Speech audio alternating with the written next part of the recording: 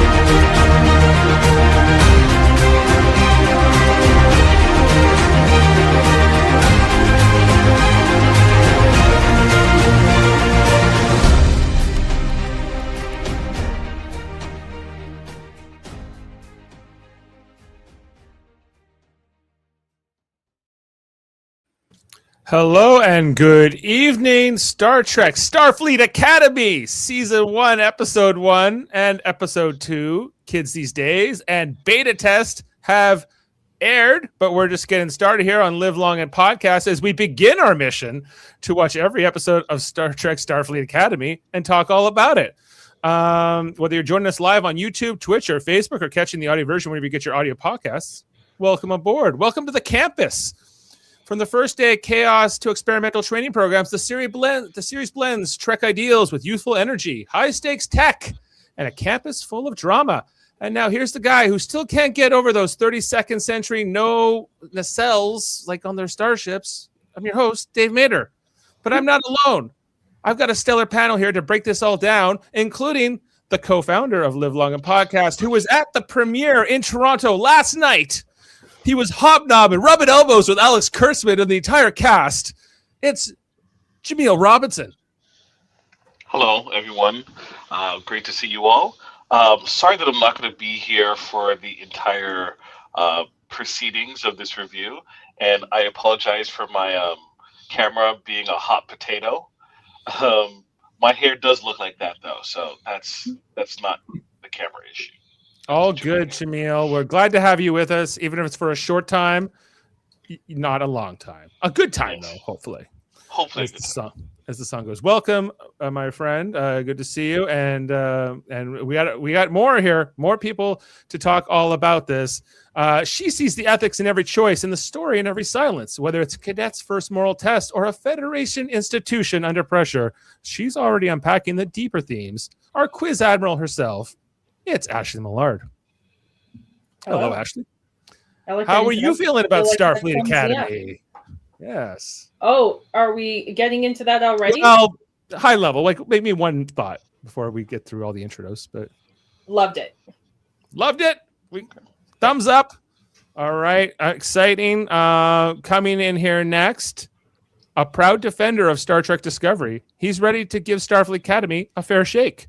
And if it carries the same spirit of bold, ambitious storytelling, he's all in. But if it's just too far into a teen soap opera territory, he'll be the first to sound the red alert. It's Adam Woodward. That had to be me, because my one negative thing about this whole 2 episodes was episode 2 at 47 minutes. But the rest of it was good. Really too many horny early 20-somethings for you. I think they're younger than that, but yeah. Well, it depends on who we're talking about. We're going to break it all down. Welcome, Adam. And, of course, the Mustachio Man himself. He is here as well, our chief engineer of analysis. He loves the Trek, leans into progressive boundary-pushing ideas. And if Starfleet Academy wants to challenge the norms and shake up the Federation, he's already applauding from the engine room. It's Chris Worldmind Murphy. Let's make a fork, guys. Let's make a fork. Did you actually laugh at that line? I did. Yes, I did. There was a lot I laughed at in this. It's been great. I'm very excited to talk about this. There was a lot of all of this. Moments. Exciting. I'm excited to be with you all tonight. Of course, this is the first and second episodes overall ever. The first episode, Kids These Days, and the second episode, Beta Test, which I didn't really understand the title when they released it the other day, but now that I know it's all about the Betazoids, Yeah, it does they make mentioned sense. that in the Q&A. Yeah. Now, Jaemeel, you have not seen episode 2 I've not. yet. You're only staying till 9, so I think we're gonna just maybe high level focus on what we thought of just the first episode by itself. Sorry, folks. Once I'm gone, have at it. I'll circle back, watch the episode, and watch the rest of the review. So yeah, we're just gonna talk about this first episode, Kids These Days, and then once Jaemeel goes and we kind of run through the first episode, then we'll talk all about the second episode. We might be here for a minute. Ashley likes it. Jaemeel, I don't really know what your opinion is on that first episode. Did you enjoy it? Did you not enjoy it? So the pilot was piloting. I give a lot of grace to pilots just because there's a lot of things that it has to take care of. Establishing the primary cast, getting the tone of the show, setting the stage for the setting, and kind of setting up some ties, some things that need to be discussed and reviewed during the course of the season. So it did all of that. At the same time, we got to see a lot of interactions that were very positive. I felt when meeting the main cast. That was the best part of it. I wasn't too fond of the action, but the interpersonal interactions I thought was really good. So Caleb and Lar, I think Lar. Who's Lar? It's the number one. You mean the Jem'Hadar woman? Yes, her name is Laura, I think. Her name is Laura. Laura Thok. Yeah, Laura. Yeah, she. Those two, I think, were standouts. The doctor was, comforting to see him again interacting with folks. So I generally I thought it was a decent pilot. I need to see more, which I believe the second episode would display that. But I thought I liked it.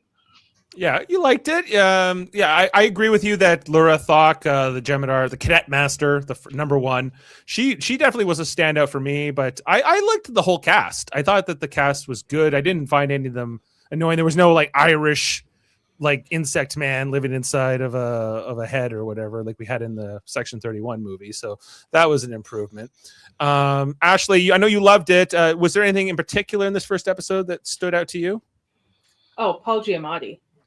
Giamatti. What an incredible job he did. I absolutely love the way he acted it. It was so good. It's such a good Star Trek villain just from the very beginning. Interesting how he interacted with Holly Hunter in this as well, and some of their dialogue and some of their just the way they did the scenes and everything else. That was kind of fun. Adam, where are you standing right now on the first episode? I think that to start with, the storyline actually was pretty compelling right off the bat. It was I was all in. I was in that was very, very good. That opening scene with the young kid and the mom. The kid was a little weak. I'll give that. The young one, but I was impressed with that whole opening. It was very un-Star Trek-like start. So I was kind of, what's going to happen next? And you're right. Paul Giamatti never disappoints, but he was fantastic in this role. Mm-hmm. And I agree with Jaemeel too. I do like the characters. I think they did a great story, great opening with them. They got good screen time. They didn't bring in, aside from the doctor, they didn't bring anybody else in from the past. Well, not in the first episode. I guess in the second episode we get. No, but even when they brought the other one in, it's not overpowering. It's perfect. It's not like they're not trying to take the show over with the old cast members. No, yeah, I guess we had Vance. Admiral Vance is a legacy character, but again, very brief in the first one. He's pretty brief, and he's not really in the second one that much either. He's kind of a side character. But it was good to see him because I didn't think we were going to see him again. Yeah. Although I would love if he had people from the past that he worked with on working with him again on this show. But, unfortunately, Mr. Yeah, Michael Chan yeah. has not received We that would call. try- I was gonna say, where's Lieutenant Chan? We need Lieutenant Chan in the background here. Of course. Now, He's in Chris was- headquarters. he's at Federation headquarters. He's waiting for Admiral Vance to give him an order of And I some guess we're kind. waiting He was for, the he Tilly was to the show one up. sending the message from headquarters. He was like, "Come home. Come to Federation headquarters, where the real action is, Admiral. Get out of that campus." Yeah, and of course, well, Chris, I want to get to you too. I want to. Was this show everything you hoped it would be? Honestly, I wasn't sure what I was hoping out of this show. I felt like this show was going to be kind of a sleeper hit. Everyone was going to poo-poo it. Everyone was going to make their jokes, their 90210 jokes and such. And rightfully so. On the surface, it seemed like it was going to be Star Trek 90210. In reality, we get a far better, more compelling show than I even thought we were going to get. And I think it's going to be potentially one of the better Star Trek series and modern series that we will get to enjoy. That we have in some to time. say that. Also, I don't know why comparing it to 90210 is supposed to be an insult. 90210 was a huge fucking deal in its time. It was a massive hit. Yeah. It Oh was. no, it might be the Gilmore Girls of Star Trek. Oh, It's now like- you're That getting. was also a They're massive hit in its over their time, tears, like their bundles of money. They're like, oh no. right? Well, Paramount would be exactly what dismayed people, to have this show. Wanted, right? But like, it's still a compelling narrative. Like, say what you will about 90210, about Gilmore Girls, they do what they did very well, and that's why they're remembered. It's not like this is Savannah, Star Trek Savannah, right? Yes. Where it's just endless melodrama, open doors to like gates of hell or something like that. It's Star still, Trek Degrassi Junior High. The next generation. Right. Just to throw It's it on. this honestly, the show it came out swinging strong. The opening introduction to the character of Caleb, it was compelling. It was brief, but it was brief enough just to get you hooked into his mindset and how he's going into Starfleet, and his sort of distrust with everything, and it's got strong Prodigy vibes in a sense, where you have this sort of brash, roguish character trying to buck the Starfleet system and do his own thing, but still following in line and becoming a better, person for it. And I'm interested to see this journey. And the first 2 episodes were pretty strong, in my opinion. Well, and So- it's interesting you mentioned that with the protagonist Caleb here. Like, both episodes directed by Alex Kurtzman, and the first episode written by Gaia Violo, and the second episode written by Noga Landau and Jane Maggs. But assuming, as a showrunner of the show, Kurtzman has a massive influence on this. And I'm watching this and I'm like, oh, I can't help but see the parallels to Star Trek 2009, the Chris Pine James Kirk version, the rebel who's kind of brought to Starfleet Academy sort of unwillingly, or sort of, is recruited by this this captain. I dare you to do better. Was kind of It was the thing. This show it felt like a turducken of Star Trek. It just like from different films and iterations with the musical cues from like old Trek, even to like just sort of plot setup similar to like Prodigy and modern Trek. It's a turducken of Star Trek storyline telling, and they're doing it in an effective way. And I'm really excited to see where they take this series. I think it throws in some Easter eggs like Lower Decks. Like, it just has some stuff in there that they just Look at the kinda background slip carefully enough, and you're gonna see something. Yeah. Mm-hmm. Yeah, with this show also being about a school, the Starfleet Academy we saw in that 2009 movie, but I was also getting, even like shows or movies, I guess like Harry Potter, you got like the older teachers and the younger students. I guess like even was not Looney Tunes, Tiny Toons was kind of a Tiny similar. Toons, yeah. Where you got the Tiny We're Toons tiny, going to Acme University. To me, we're all a little loony. Yeah. We're all a little loony, of course. But you know what? and just the Dave, I know we like to talk about, actually not just you, but we like to talk about the ships as characters, and this is definitely a character. Yes, Oh, much more than any of the other shows. I guess I would put Strange New Worlds kind of a different category because that was already the Enterprise, and they didn't, like I feel like on Strange New Worlds, the Enterprise does a good job of feeling like a character. This one, compared to Discovery, which was a ship I struggled with at times to relate to as like a hero ship. This one more so, I'm more on board with. I hate the detached nacelles, but whatever. It's the 32nd century. Get with the 32nd century, soon to be the 33rd century, quite frankly, at this point. But do you not feel that it at least in this respect makes sense? Because why are they going to have the nacelles still attached as it plants itself in San Francisco? This ship, more than any other ship, I agree with you. Okay. It fits. But I love the atrium and the 2 levels. And I've got fun facts around this, but I'll share one with you now. And Jaemeel, you might know this one. But this is the biggest set they've ever had for a Star Trek. More than Deep Space Nine. Movie. Yeah. Bigger than the DS9 set. Because DS9 had a massive set compared to any of the other shows. Yeah. But from what I've heard, this is bigger than the DS9 set. And it's interesting that they can, like, it can go to space and it can also be on the planet. So they don't have. Yeah. I mean, we'll get to it too, but this is episode 1, so Jaemeel, I don't have a hard time sharing this one too. But I did like the action scenes, and I like the battle scene, and I like the walls coming in on the kids. Like, I remember, Dave, we were sort of, thinking what the show could be, and I actually said, coming back to Wrath of Khan, where that cadet, all the cadets got blown up with Khan, attacking the Enterprise. It was a little like that. A little bit. It was a bit like that as well. All the greatest hits, the turducken that Chris has been kind of alluding to. Trek Duckin. The Trek Duckin. There we go. The uniforms, although they're largely from the Discovery era, or a lot of them are carryovers from Discovery. I guess the cadet uniforms in particular are kind of new, and there were some other kind of variants we saw. I like the cadet uniforms a lot. I don't like the boots. I don't like the boots.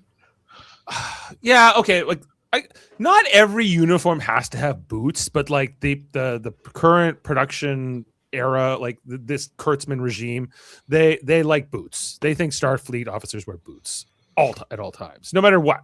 So unless they're what's her name, Holly Hunter's character, who sometimes wears no shoes, boots or nothing else, which we'll talk about that. Given the only feet She bands, should have slippers right by the thing that she could just slip on, just kick off. You don't want to be wearing boots when you're curling up in your captain's chair. Yeah. No, you don't. You do. We got a comment here from our friend of the channel, EJR. He says, I came to the show with more of an open mind, and it was better than I expected. He says, I actually thought when it focused more on the school part, I liked it better. Listen, so that's more I think we have every right to be skeptical about this. Many people didn't love Discovery. I did. I thought it was good. But we had the movie last year about now, Section 31, right? It was awful. And then we had Strange New Worlds, which, season 3, as you all know, disappointed the hell out of me. This was a nice surprise, nice start. I think the highest praise of this show is from our own Jody Simpson, where he watched it and his only complaints were of 2 characters in the show, and he, of all people, would probably be the most poo-poo of anyone out of watching this. And he was, and he has been, but even he was like, it's pretty good aside from. And he's wrong about that, by the way. And he is wrong about that character. Yeah, absolutely. He didn't like the Klingon, right? He didn't like the Klingon, and he didn't like Sam.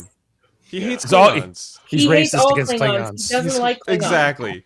He likes Kalar. He likes Kalar. Never liked them. Never will. Trust him. Don't believe him. Don't believe him. Don't trust him. Let them die. All those things. It's Jody. I will say that having met the cast, Caleb, who's played by Sandra Rosta, who is an Ontario boy. Oh, is he? Yes. Oh. Yes. He is. you could tell in person why he was cast in that role, because the dude is tall and he is very bishy. He's very good looking, well groomed individual. Dude, his muscles are insane. Insane. What the fuck? They don't look real. How do you get such muscles on the road I with didn't no ask him that food? question. What is Yeah. his tricep exercise? and I lifting need to heavy. know. I need to know what his tricep Living in exercise jails and is. scrounging for whatever he can and everything else. Like Yeah. I think the only thing like too is because I like him as this protagonist, but he's almost like he's too much of a man. I'm like, you're not a kid. Like you're supposed. I get he's like not 18. 21. He's supposed to be like He's 21. 21. He's a fully Too matured. much of a man.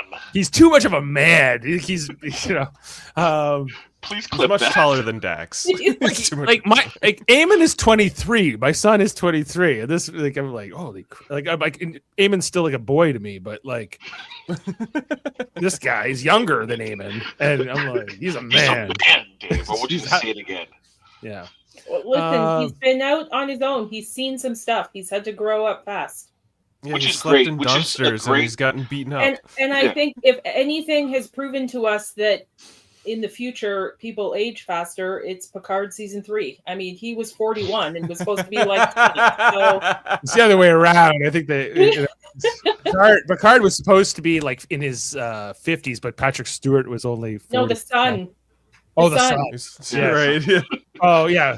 His 18-year-old, 35-year-old son, whatever he was. Yeah. 49-year-old, 23-year-old son. Yeah. Right. There was nothing that egregious here. Like I'm like, okay, I believe that they're all roughly the same age. We'll talk about all the different characters, but like Jaemeel, before you have to go, is there anything else about the cast you can tell us or about just being around them last night? The cast, majority of the cast, I should say, that was there, which was Jaden, Caleb, what's her name? The Beta Z. Sorry, I haven't met her yet. Tarima Sadal. Zoe Steiner plays her. Yeah, Zoe Yes, Steiner. Zoe Steiner was there, as well as Bella Shepherd? was it Darren? Darren was also there. So no Genesis. Holly Hunter wasn't there. Paul Giamatti did not appear, unfortunately, but we did get the Doctor. Who was the star? He goes to Who was the everything. star of the show? I feel like Robert Picardo is just like permanently living in Toronto. Feels like that, yeah. It's like, and then even the World Series, he was like kind of cheering for the Blue Jays despite being from Los Angeles. You think Yeah, he'd he go for was the like in a Dodgers. Can't help hotel it. room next to them. You're in town, you get swept up with the energy. But like the principal cast was spent the entire time talking with the public in the reception area the entire time. So once the show ended at around, I think it was 8 something, till minutes to 11, they were there talking to people and they did not leave at all, right? And I know they're new to this. A good portion of them are new to like a big role, and they really embraced talking with whomever they can talk about the show. They seemed very excited about it. So, Jaemeel, where was it? it was at the TIFF Lightbox. So, Nice. yeah, I'll Yeah, shoot well, some like- pictures. I'm sorry I didn't send that previously, but it was a good time. Thankfully, I was invited by my dear friend, and yeah, there was an energy about it. A lot of people. I didn't hear a single negative comment about the pilot at all. It's great. People cheered, people clapped at the end. I saw people get a hold of Kurtzman and have some positive words sent his way. So Come here, Kurtzman. I want to give you a compliment. For once. For once. No. he's like, "What? Oh, you like it? Okay, Yeah. He's so gun shy. All Yes. right. all right." I All know you of got to you go. So enjoy the rest of the review, and I'll circle back. I probably will agree. I'm very excited. I'm very excited to watch a show. This might be the first Star Trek show I watch with my daughter, so I'm excited about that too. Excellent. Okay, well, I release you, sir. I will try to catch up for your call as soon as I get out of here. So I will try not to. I'm going to leave the studio, not end the stream. don't end the stream, please. Yes.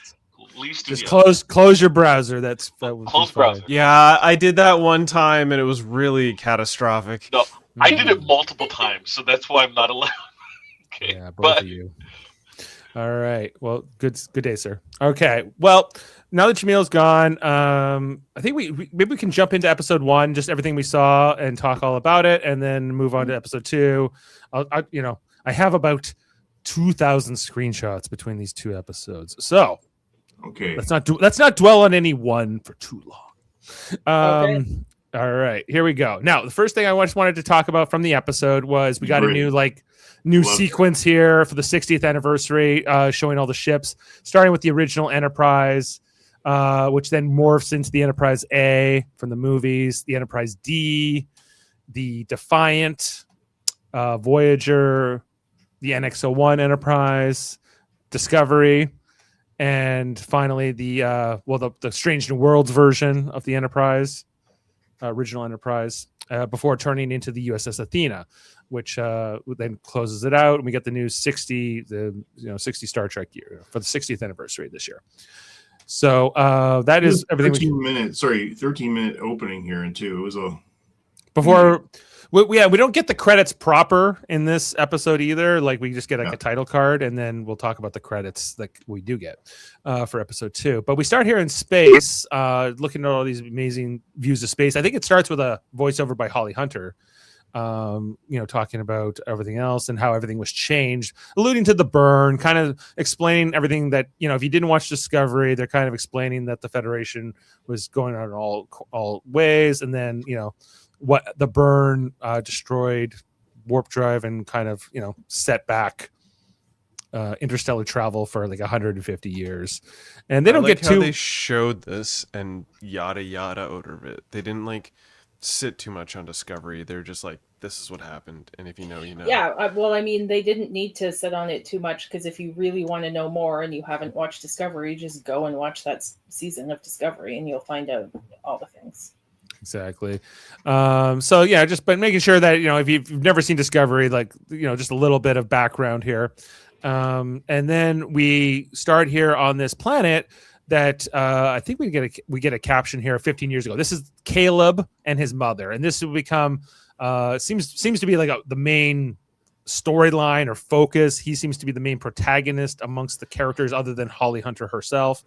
So we see that they're in this jail, detention center, looking up, and they dream of going to Earth one day as part of what their discussion is. There are a couple of humans post burn.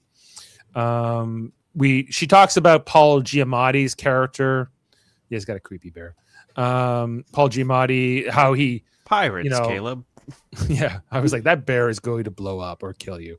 But that they needed food, and Paul Giamatti's character, he said he could get it, but he didn't tell her how he was going to get it, basically by killing people to get food, Starfleet people.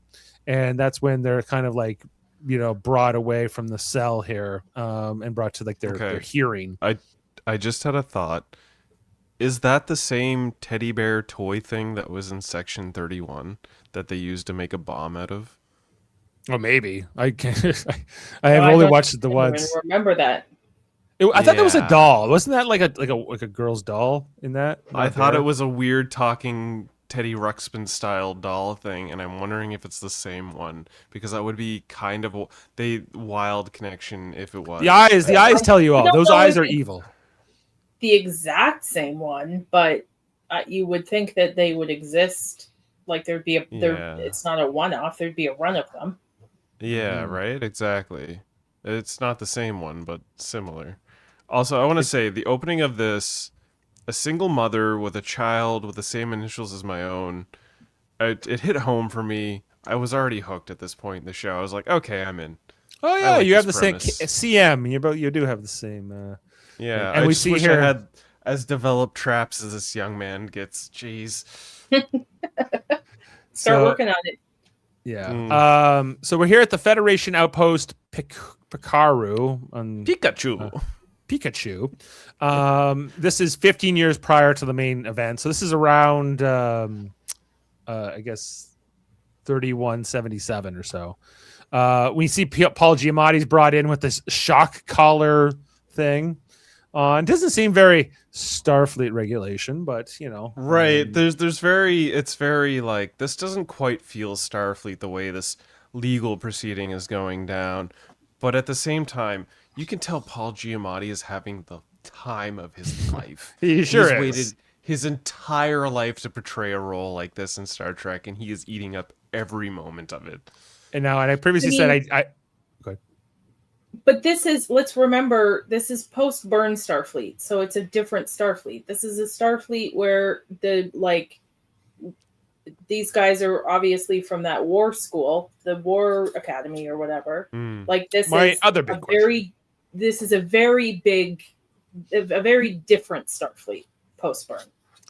And I don't think we saw a lot of this in Discovery. We did not. It seemed like, that Starfleet, like the way it was portrayed in Discovery was like, oh, that Starfleet, while small, had tried its best to hold on to its ideals and had not sacrificed those things. But maybe that's not quite the same story that we're getting here. Right. It's more complicated here. Like Caleb will go on to say, well, in the second episode to the Betazoid woman, that, Federation's the villain of my story too. And comes out. Then we see Holly Hunter's character comes in here, wearing that uniform that was more like the season 1, or I guess season 3 of Discovery, like the first season that they were in, the 32nd century variant. That's now more of a base. I guess it's also worn by the officers of the base, but she's wearing the comm badge from the first couple seasons of Discovery as well. Anyway, and so Paul Giamatti, he gets sentenced to go to some kind of more like a prison, for a certain amount of times. He'll escape, I guess. Whereas Caleb's Basically mother, the rest of his life, for felony murder of a Starfleet officer. Felony murder. Whereas Caleb's mother, she thought she had made a deal here. Like she had actually maybe had led to Paul Giamatti's, capture. But she, the Starfleet's not too happy with her, and so the Federation's going to send her to a rehabilitation camp. Yes, because she's accomplice to a felony murder of a Starfleet officer. So it's like, which Paul Giamatti finds hilarious in all this, and they're going to take her away. And this is definitely a commentary, I think, on like separating parents from children. I think with the immigration stuff in the States and like different examples of this, and they get separated here. Her mother is taken off. It's like such a dramatic. I get this is post burn, but like to do it in front of the kid like this, and like it's just kind of weird. It very much sets it up like the Federation is not wholly the good guy in this story. The Federation is very much, an entity of greater power that is incriminating this kid's mom. And the way this whole scene goes out, the kid plays it very I don't want to say starstruck, I guess, but dumbstruck in a way, but he's just so what's happening, and I think that's probably leans into the weaker acting that Adam had pointed out earlier. And honestly, it was the weakest part of the show because the kid didn't seem totally invested in the fact that his mom was being ripped away. He was just kind of like, Yeah. Oh yeah, he'll be a ward of the Federation, we're told, moving forward. His mother screams, "Don't trust them! Don't ever trust them!" When they come out here. Now, the Federation has always been an analogy for the United States in Star Trek. So I think definitely like that's part of what's being portrayed here. Although it's supposed to be a more idealistic version, I guess, of the United States, or of it as it once was. Before the dark times that we are in now, but they're incorporating some of that in. Paul Giamatti saying to Caleb, like, hold on to that anger, kid, that hatred towards me, keep you warm at night. And we see that Holly Hunter's character very torn up about this. She doesn't like this. She goes to see Caleb and talks about, taking him to school, I think, and trying to intervene here. He'll be a part of our Federation Orphan Program, young child. Yes. I didn't separate from your mother and Hopefully they have steal you. blankets for their children. Yeah. Yes. And he gets her to go get his bear that he left in the other room, but then she realizes that he stole her comm badge.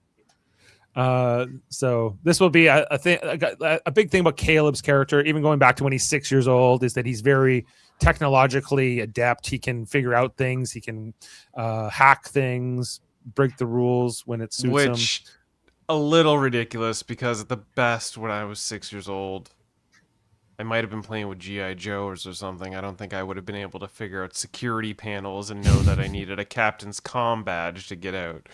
But sure. So, sure. I feel like we are not being told the whole story with his mom. And him doing this is one of the reasons why I believe this, but also Paul Giamatti's laughing reaction in that whole courtroom scene also leads me to believe that she is not as innocent as she is portraying herself to be. I don't believe that she was just an unknowing accomplice. I think she knew what was going on. And her and Paul Giamatti's character are playing it off that she didn't know, because I believe that she spent his first 6 years of his life training him to do this. You may be well right. That could be, we only know 2 scenes about his mother so far, right? Yeah. Only what we saw in this very brief opening here. But she's into astrology and secret codes. Yes. And she's managed, we find out in the second episode that she's managed to escape prison, which means she's not just an innocent human that didn't know where this food was coming from.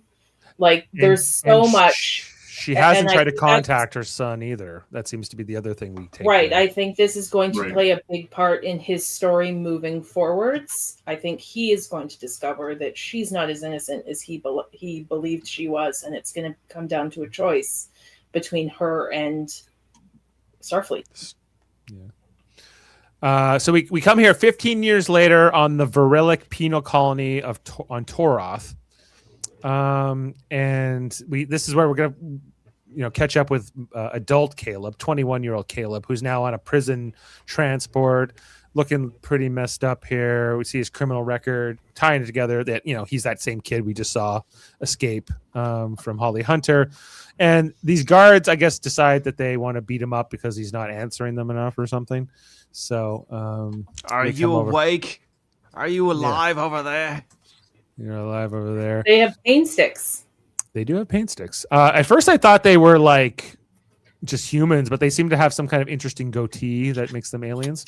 What's up here? Aggressively relaxing 155. He's about to watch episode 2. I personally love the new generation living up to the values the culture claimed to have. Theme. Need the outfits. We need these outfits in Star Trek Online. Well, hey, I won't argue with you there.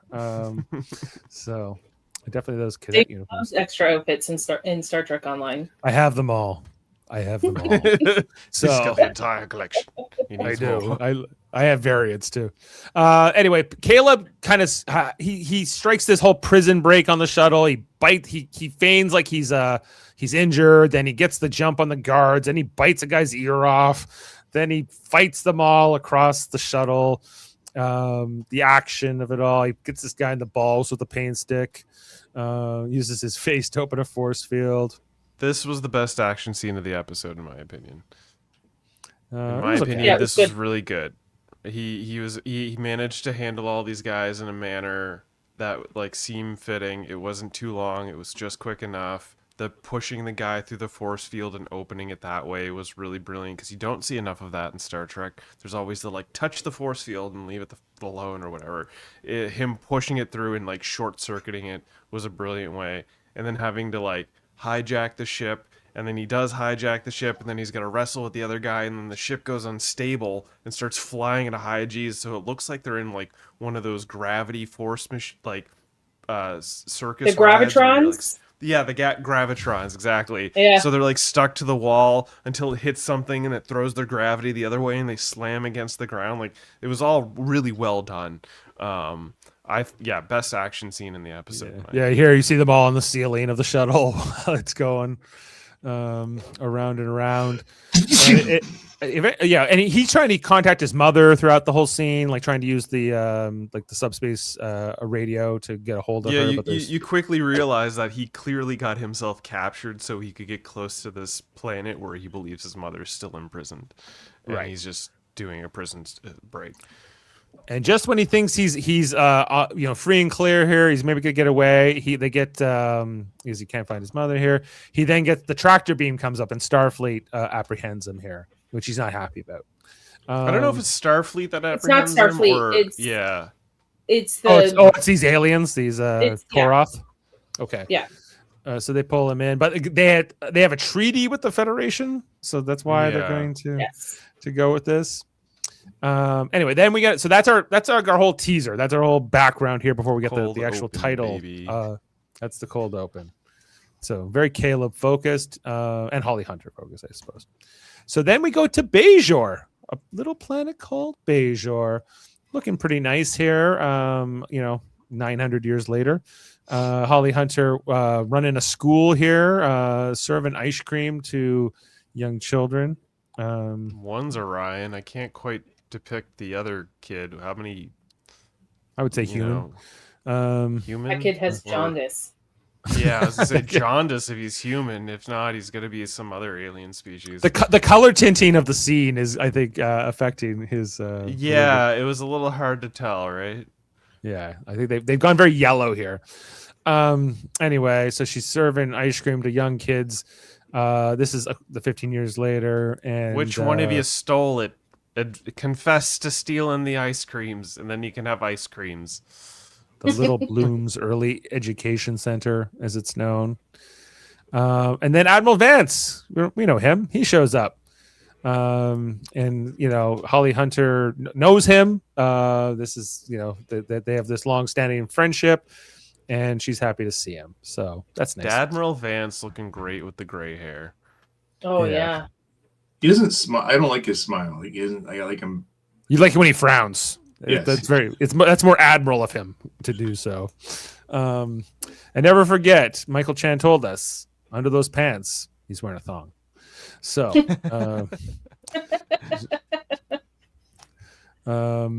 so he's here to tell Holly Hunter, we're reopening Starfleet Academy on Earth because after the burn, Starfleet Academy moved the Federation left Earth, and so did Starfleet Academy because it was such a target. You Post-burn. really see how tiny she is. Oh yeah. Yeah. And like when she's acting against Caleb, who's like 8 feet tall. It's like something. Yeah, It's really he looks something. like a child. Yeah. I just want to point out the lackluster ice cream cones in this scene. Like, look at that ice cream cone. Where's the ice cream? It's all cone. You already ate it. Yeah. I mean, did he already eat it? It's every ice cream cone we saw in the scene was exactly the same. There was no mound of ice cream. They were all little cups. They were all cone. It was like a butter tart of an ice cream cone. Weak sauce, if you ask me. Anyway, he offers her the chancellor of the new Starfleet Academy on Earth, and she at this point she's not in Starfleet anymore. She's a disgraced captain who resigned and etc. And she's not too interested in the gig. She hears him out, but he and she says no. But ultimately, she's able to convince him. He's able to convince her. Well, I think basically we found Caleb. It's all Take because of me to- Caleb, and Caleb was the reason she left Starfleet. So this whole storyline kind of coming back together here, because she didn't agree with the decision, but she carried out the order she was given. And Admiral Vance admits he was wrong about giving her that order back then to get put the mother in prison or whatever.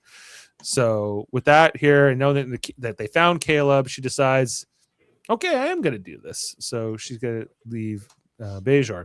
So we go to the penal facility that Caleb's being held in on Toroth. Holly Hunter in her leather outfit here, looking like she's ready for a bar fight. Aggressively relaxing, says the ear bite was wild. Then they broke out the future muzzle that was as a button. Yeah, the Hannibal Lecter muzzle they throw onto Caleb here. because I always see him with his muscles in all their glory. He looks like Mortal Kombat. Yeah, He does. He does look like a Mortal Kombat character. Yeah. Exactly. Get over here. Yeah, he's not too happy to see her. He doesn't have good memories of her. I feel like his reaction to seeing her was a little subdued. I feel like, I don't know, if I was a person that was ripped from my mother 15 years ago and I saw the judge all of a sudden after being imprisoned, I would be like wide-eyed and a little more furious than he was. He does go right up to her here. He does get it right in her face, and she does seem a little bit maybe intimidated by his size. He does look gigantic in this scene. He really does. Yeah, huge compared to her. And talks about her mother having escaped. Like, he doesn't have this information. They don't know where she is, but she also explains that if we leave you here with these aliens, they're going to cut off all your fingers, then your hands, then you're going to have to shovel with nubs, and don't even try wiping your butt after. That's going to be completely off the table. So this was kind of like like what I was alluding to earlier with like the 2009 scene, the Bruce Greenwood, Chris Pike, and the Chris Pine, James Kirk, who were like, I dare you to do better. Come join Starfleet, and I can get you out of this. So then all of a sudden we jump over, and now we're heading to Starfleet. We're heading to the Academy. We see now Holly Hunter in a Starfleet uniform, looking at her personnel files for her new crew. We got Caleb here, her under her charge. He's, I don't remember the specifics of the dialogue, but she was basically saying you need to get a haircut. Regulation you're gonna have to haircut. get a regulation haircut with a uniform, and he's like, nobody's touching my hair. No one's It's too touching long my and hair. curly Well, and guess what? They can just throw you through a door now, and you'll have a haircut all of a sudden. Anyway, then he gets to see the ship for the first time, and we all do. The reveal of the Athena that we get, which like, I don't. Okay, like, detached nacelles aside, like, it's a decent looking ship. It's big and bulky and heavy. Yeah, I do like the atrium with you. There's a lot of sections to it. It feels like the core of the ship is this center bit, and everything else is just sort of ancillary to it. Yes, I agree. Even though all of it is a ship, and I'm hoping throughout the season we get to explore these different portions of the ship. Right now, like, it feels like we've gotten, the command deck. We've gotten, I'm gonna call it the atrium for lack of a better term, where it's like, everybody stands and they listen to the great speeches. This would be, I consider, the atrium, I guess. And then there's, and then there's, I guess, like a cafeteria-esque, but I'm hoping there's like, I hope you get a few classrooms. Yeah, a few classrooms and stuff, and I'm hoping we get to expand upon it with like an engineering section. Explore the nacelles, explore maybe more of a medical, wing, explore wings of the ship, levels of the ship. I hope episodes get to do that while they explore their education of Starfleet in the same manner, and it's not all just in the lounge area with a tree around the center, this basic bit, because I feel like we have right to take now, a tarot class when they're on Earth, like in San Francisco, they're on the ground in this section. Yeah. It seems like the main meeting room, And this is the other thing: if they're on Earth, we should have field missions where they're around different portions of Earth. They could be in Spain, in the mountains of Spain, having to do some sort of like away mission training or something like that. They could be on the moon. They could be on the moon. They could be anywhere within the solar system of Earth that's relatively close to explore these away mission types, and don't keep us within this very fancy, very oppressive, large set that they're probably going to use a lot, but like, you're on Earth, there's a ton of outdoor locations you could go to. Don't keep us indoors all the time, please. For sure. They don't do that though a lot, given the fact that they shoot on Earth, but in Toronto. Like, Once we finally get inside the ship, we meet Laura Thok. Is that her? Like Laura Thok, the part Klingon, part Jem'Hadar first officer of the Athena, played by Gina Yasher, who meets the captain. I guess they don't know each other prior to this, but they're going to be working together, and they come along. Caleb is being a little bit disrespectful, looking around, like he leaves his bag on the ground and gets in kind of a thing where she's disciplining him, like, who let you say you could put your stuff on the ground, coming at him Full Metal Jacket style, making him do push-ups and everything else. And then Holly Hunter just kind of looking like, oh, you stepped in it now, you better do what the XO says. 200 push-ups and 20 hours of latrine duty. Yeah, I like her. She's a fun character so far. I thought she should have made him do all the push-ups and clean the latrines and all these other things she said she was going to make him do. And then she kind of like backs down when he sucks at push-ups. No, make him do the push-ups. There's no way he sucks at push-ups. There's no way this guy sucks at push-ups. We're just assuming that in between the scenes of them talking, he did about 150 push-ups out of the 10 that he did on screen. Exactly. Yeah, or his bag is very heavy. It was a great way to introduce the Klingon, though. Yeah, so we get Jaden's introduction. What's his name here? Jaden. Oh, God. Jaden Cragg, a Klingon cadet, aspiring medical officer. And, a lot of dreadlocks and, it took 5 hours to put his makeup on, apparently, and everything else. So she gets him to put like the bag on Caleb's back. But this is a kind of a way of not just introducing the Jaden character, but also, making a friendship here between Caleb and Jaden, establishing. Like, I get the impression that like Jaden is going to be like Caleb's best friend, sort of thing, his confidant, moving forward. And these two Klingons, they need to go get regulation haircuts, so that's what they kind of get ordered to do next. After the push-ups are done, they're not looking like officers, I suppose, in their mind. So they're ordered to get up there and get their hair taken off. So then they move up to the area here. There's this other uniform that they're wearing too, like it's different than the one Holly Hunter has on with this stripe on. I don't really understand why you wear this one sometimes and the other one at other times yet. But I wonder if that's like the professor uniform when they're not like also active Starfleet. Maybe, or maybe it's like, what was that character's name of the species in Discovery? Linus. Yeah. Yeah. This guy has different coloring, but he was interesting. And then he goes, "Showed me that name." I love Linus.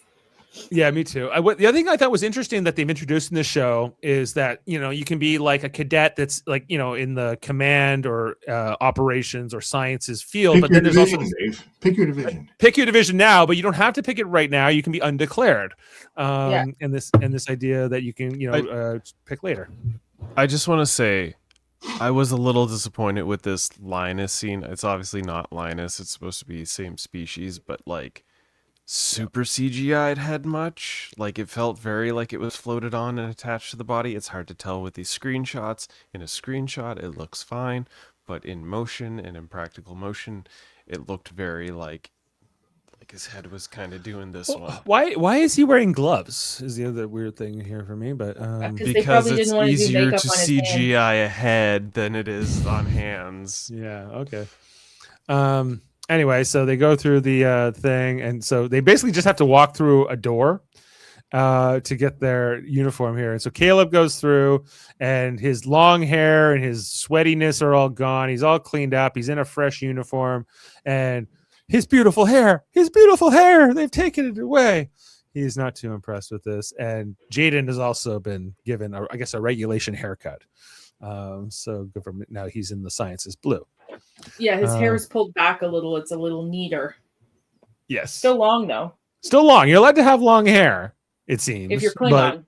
If you're Klingon or a woman, I suppose.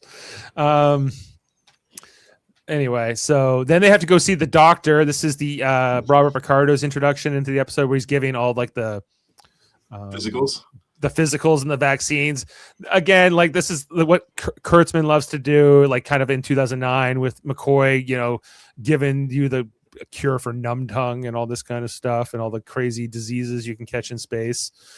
Caleb comes through and he has what, like worms or something, like parasites living inside of him. A parasitic lungworm or something like that. He's like, what species did you come in contact? Yeah, but it's in his digestive system apparently. Yeah, right. He's like, you've been cured. Let me know how your poops be in the next 3 weeks. Actually don't. He even did the gag there too, where he was like tricorder, medical tricorder, and like, you know, call back to Voyager and all these things. He gives them all the, you know, Robert Carter I thought was very good. Subtle action. It's like there's these little subtle moments of comedy that actually keep this being entertaining that I'm super into. Yeah, this was very funny, and I was into it too. Yeah, do you remember in the cruise when he was talking about this? Yes, like he was talking about the show, right? They just finished shooting it.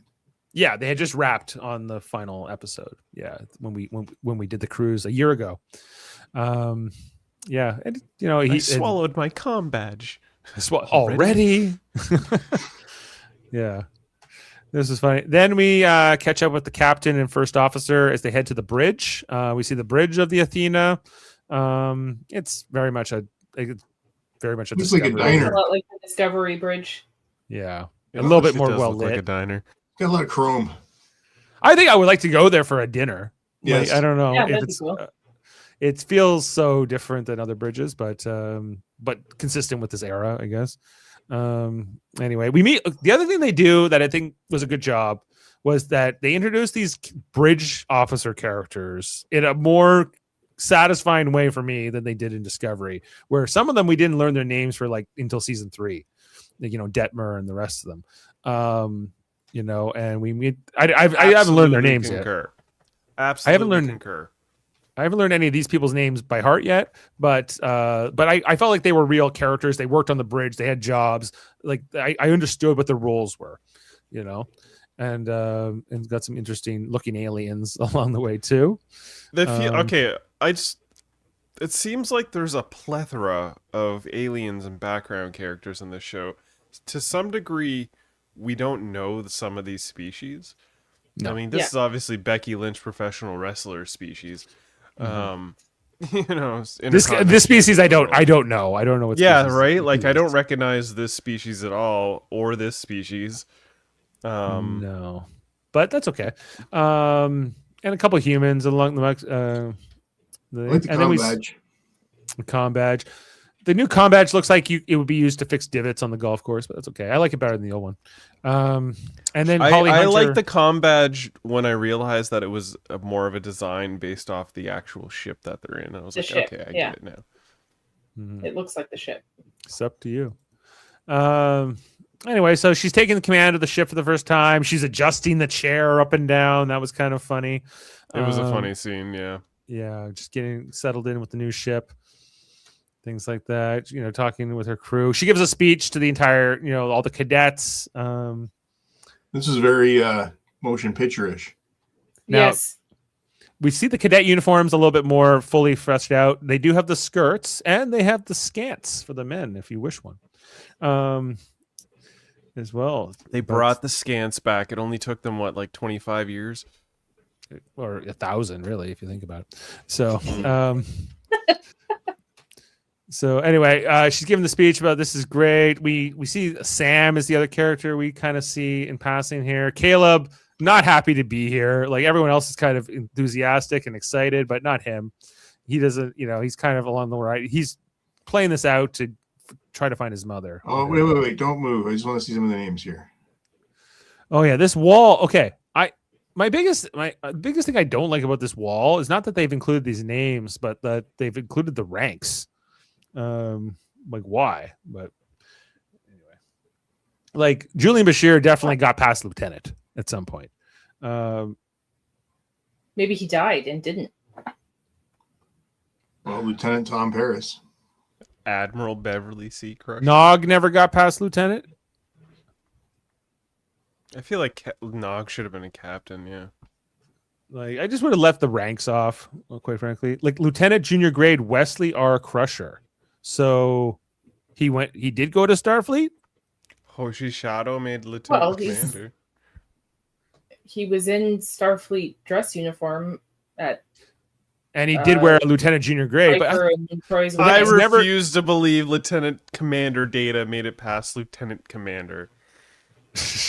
well, anyway. Data would have definitely been a captain at some point. Data was destroyed. And then they're throwing they're throwing the writers in here, like Kirsten Byers on this Connie wall. Newsom. Connie Newsom's on the wall. She's an admiral. Well, that's nice. I don't know. Anyway, so Captain Demora Sulu, like that's now canon. She made it to captain. Anyway, so then we see the Athena going to warp, leaving this space dock wherever they were. The doctor comes to the bridge and meets the captain. All happy. Okay, all right. Here we go. My first thing. Mm-hmm. It couldn't take how much Archer never sat in the chair, and I hate how Holly Hunter sits in the chair. She sits with her legs up there. Like it's a choice. It's definitely a choice. It's a choice, yeah. You know, suits her small Listen, stature. She's 14 years old. She just wants to be comfortable. Leave her alone. Yeah. I'll leave her alone, but not Adam. He wants you to sit up straight. Actually, if this is my biggest complaint, it's okay. Right? That's a giant chair. I would also curl up in that chair. Yes. And read a book. So she goes off here. The ship goes to warp, and they're heading to Earth, to Starfleet Academy.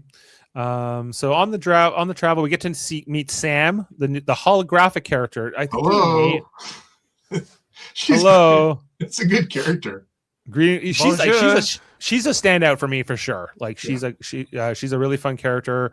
I like this idea of another hologram, I guess, but like a really young one as well. And how she's gonna fit into the mix here. She makes friends with Genesis, who's the other character we meet in the command division, an admiral's daughter. We'll find out. So they become friends fast, and they're fun. Anyway, then she's going along with her. They bump into Jaden, and he drops his binoculars, which are stolen by this guy, another main character we're going to meet here. He's Darum Remy, the Colonian bitch. He's an aspiring captain. He steals the binoculars. He's bullying Jaden, bullying this 6-foot Klingon. It's not a great idea. It's not like he knows that Jaden is a calmer Klingon. No, but then Caleb doesn't like this. He doesn't like bullies, and he intervenes and confronts Darum, Remy, and these two form an instant rivalry with each other. All the cadets out around to look at here. I guess they're going with whatever high school movie you want to insert here. He's like, what are you, as a tack dog? Movie. Not a what? Not another teen movie. Not another teen movie, yeah. Like these two, of them. Yeah, this is the Maverick and Iceman kind of vibe I'm getting here. Like these two rivals are competitive with each other. That's very accurate. And only for the fight to be broken up by the doctor, Robert Picardo, who says, "Get your serotonin levels are too high, or whatever, or your adrenaline's too high. Stressed out." Yeah, get out. He breaks up. Whatever you're gonna do, stop. I thought that was a really funny scene, actually. How he just sort of interjects into they're monitoring them at such a microcosmic level that they can tell when they're about to fight and pull some childish teenage shite. Talk about a police state, am I right? Huh? Yeah, a little bit. Yeah, they're like, oh, okay. Well, you guys are gonna fight. We're gonna stop you from fighting. Yeah.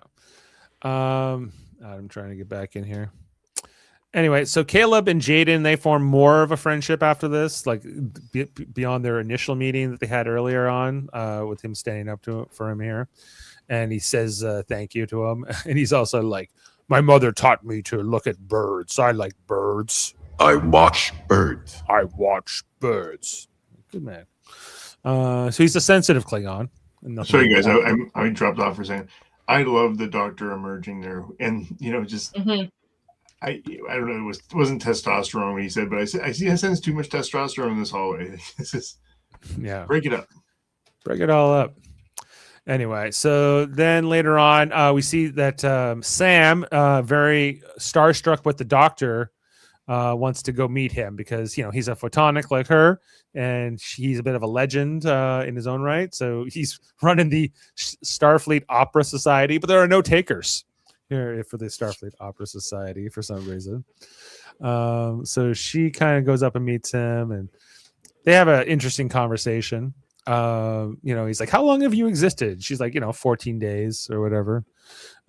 She said she's programmed to be 17 years, but she's at like 4 months old. 4 months. Right. 4 months. Okay. Yeah, that's what it was. Yeah. But she acts like 17 effectively. There is the one part, like he gets uncomfortable when she asks about all his old friends like Janeway, and he even brings up the Prodigy. She brings up Prodigy and the USS Protostar and all those characters. And he kind of changes the subject very quickly. I feel like we're going to come back to that at some point later on. Yeah, I also believe that. I guess the thing with being immortal is you get to watch all your friends die. So I think that's going to be part of it. Well, they've always said he's watched people die for 1,000 years. But he also, not only has he watched these people die, he has such a photorealistic memory. It's like he's living the moment when they died at all given moments in time.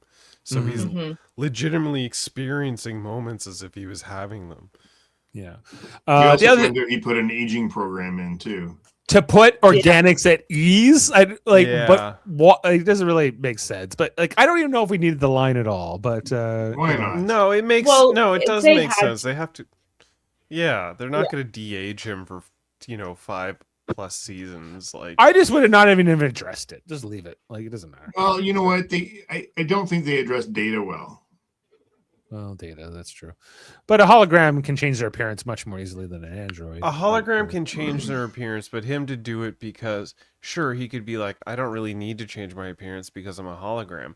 But he also does it because he recognizes he has organics that he could be treating for years to decades, and if he doesn't change, that can be psychologically scarring to them. So he also ages himself so that it's less psychologically scarring to those that he treats, and that sort of explains his age to a degree, I suppose. Yeah. Anyway, so that ends that conversation when she brings up the old friends. Caleb then uses the ship's computer on an old frequency to try to call his mom, get in touch with her because that's what's driving him. This will ultimately lead Paul Giamatti to them, but there's no answer from his mother. Like there's been no messages left. He says, "Are you getting my messages?" This is interrupted by Genesis, and they get to know each other. I'm not sure if this is a romance or not. Maybe it is. I don't believe so. I believe this is more akin to like an Archer and a T'Pol. I think, given her face when he was flirting in episode 2 with what's her name, the Betazoid, Betazoid princess. I think it'll become a bit of a love triangle. Yeah, Tarima Sadal. Yeah. Yeah, because she seemed more jealous about it. And he seemed excited by the prospect of them being roommates for a second.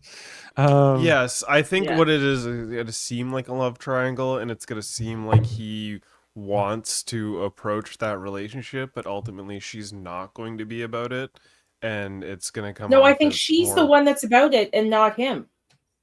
Really? You believe she's about it? I saw jealousy. I saw a little bit of disappointment and jealousy in the look that she gave when she saw him and the Beta girl together in episode 2. But she also seems like she's kind of into the other guy, the Fishman. Remy. It kind of, I agree. I felt like she read more into the Fishman, and I feel like that's more of she plays too cool cucumber, like too calm and too cool around him to like play into any type of relationship. Like she has more of a reign on him than he does on her. So I think he wants her, but it's going to turn into a big like, oh, actually you're better off as like a friend and like a colleague than as a relationship, and he'll end up chasing whomever else, and the coming episodes. Yeah. Holly Hunter reading a book in her chair. Then is called. They get an alert here on the bridge that there's something going on, so they go to investigate it. This was kind of partly part of the scene we saw, the previous scene that came out a little while ago. Like Yeah, last this month. is the part of the teaser scene. Yeah, Right.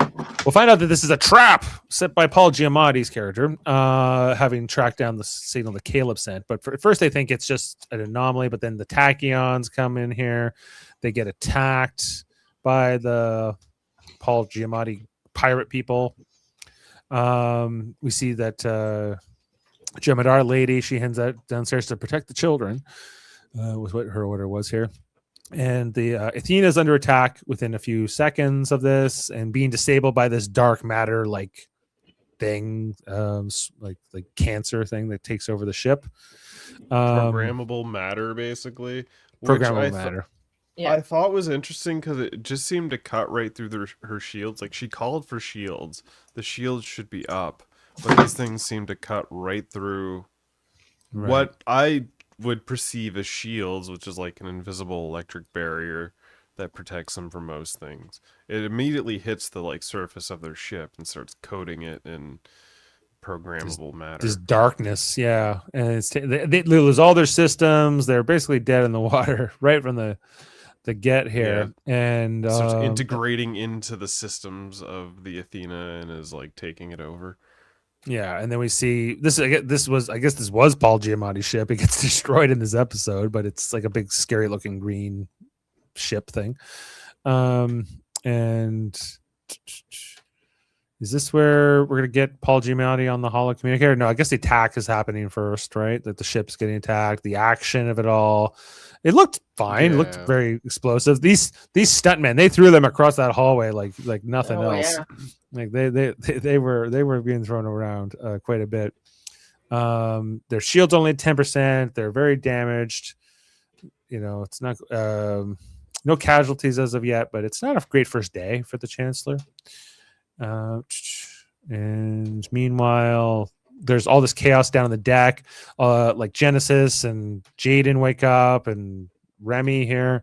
As they're all, there's this one cadet, the one that ate her comm badge. She was like, "Red alert, red alert!" She's so stunned by the whole affair, and Caleb calms her down. You don't have to say red alert. That's what the alarm is for. Yeah, you don't have to say it. Jem'Hadar lady, Tora was. I'll get their names eventually. Lura Talk. Anyway, she's been impaled by this spike, and they need to get her to medical, but they're gonna have to carry her. So Remy and Caleb have to work together here in this situation. They're pulling her away here with Jaden. This whole scenario very much shows the Starfleet-esque teamwork of all these youthful, sort of, what's the term I'm looking for here? Whatever. They all have promise, these youthful promising prospects of Starfleet. They all have that Starfleet grit that allows them to team together and save the life of their commanding master. And speaking of commanding masters, yes, Jody Simpson has joined us. Yeah, I'm here to defend my honor. Oh, Your Honor. Yes, this whole "I'm a racist to Klingons" thing. How dare you all? All right, I am not. There are Who's your favorite many Klingon? good ones. Probably Mortok, and then Gowron, probably. Martok? Martok. Anyway,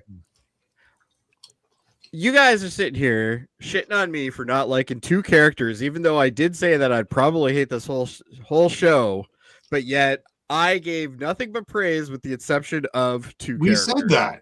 And we said that. We never shit on you. We said the highest praise I the heard show could Ashley get. talking about how I was I'm some sort of I hate every Klingon. That's not true. Well, You're I mean, constantly complaining about the Klingons. you Some shit of on them. Klingons a lot. Some of them. Do you like B'Elanna Torres? Yeah, she's okay. Nope, You do not. You do not. absolutely not. How about Worf? What about Worf? Anyway, I'm interrupting your very long podcast. I just wanted to come in here and to I know. You were- We're not even into the No. second episode yet. You had no Hold on. defending You were the highest praise of the show, if anything. That's right. I don't know. I didn't take all that as praise, but anyway, that's fine. Well, listen, better than what you were talking like on Anyway, Monday. first episode, did like it. Second one I haven't watched yet. So Okay. If it's I'm gonna- won you I'm gonna over to feel this it. degree, I mean, that's a win. You were the hardest of all to say they haven't started the 90210 yet. So once Yes, they they start have. that, this is gonna start. They've started. Oh, they've started. Okay, It well, gets into maybe these- I haven't seen that yet. So Yeah. anyway, I'm come gonna back. Go watch Come back in episode about two. Come back. 60 Tell us minutes. how you and feel we'll after still- episode 2, and then Yeah, we'll watch talk. episode I'm not 2 and coming come back. back. We'll still be Anyway. online. Of course you will. Anyway, good luck, guys. All right. Bye. But, okay. Where were we? Shields down, and we've got it wouldn't be we've the got same another without it. communication. Paul Giamatti's here. It was a holo communicator, allowing him to walk around the bridge and really have this scene, that would not be the same over a view screen, but very He's come to talk personal. about his origami chicken. His origami chicken, Caleb down trying to help Thor. Caleb's got the cure to all this. He knows that there needs to be a special frequency that will repel all of this programmable matter. He just needs the secret scan code. And Exactly. that's his whole plan. But he needs to let Captain, who's too busy having a conversation with Paul Giamatti's, what's his name again? Oh, the character's name? Yeah, Noose Baraka. Noose Baraka. Moose Baraka. So Noose Baraka here, he's here talking about origami chickens and how he wants to basically cut up the core of the Athena. He wants the warp core. He's going to chop it up into pieces and sell it off and go into the ether. That's his whole plan. While he His whole thing too is he talked about how they found him because of Caleb's transmission and how he feels it's so dark that not only did she separate him from his mother, but he also put him in one of the uniforms after his mother said, "Don't trust them." Yeah, that's a sick thing. And I was agreeing with him too. She not only separated the family, she stole the kid and now is putting him in a Starfleet uniform. It's very, I don't know. There's a term for it, but I don't want to say Stockholm syndrome because the kid got away and he ran away for all the years, but she managed to track him down. I don't know. It's weird. But then I wouldn't even have done that. Like, that was- I'm bad, and I wouldn't even do that. He's like, so anyway. Except for that one time with that Starfleet officer, you know what I mean? So they figure out they have to go get the programmable matter, but they have to go outside, and there's no environmental suits that for the cadets that can be used. Well, it would the time it would take for Genesis to get an environmental suit on would take too long.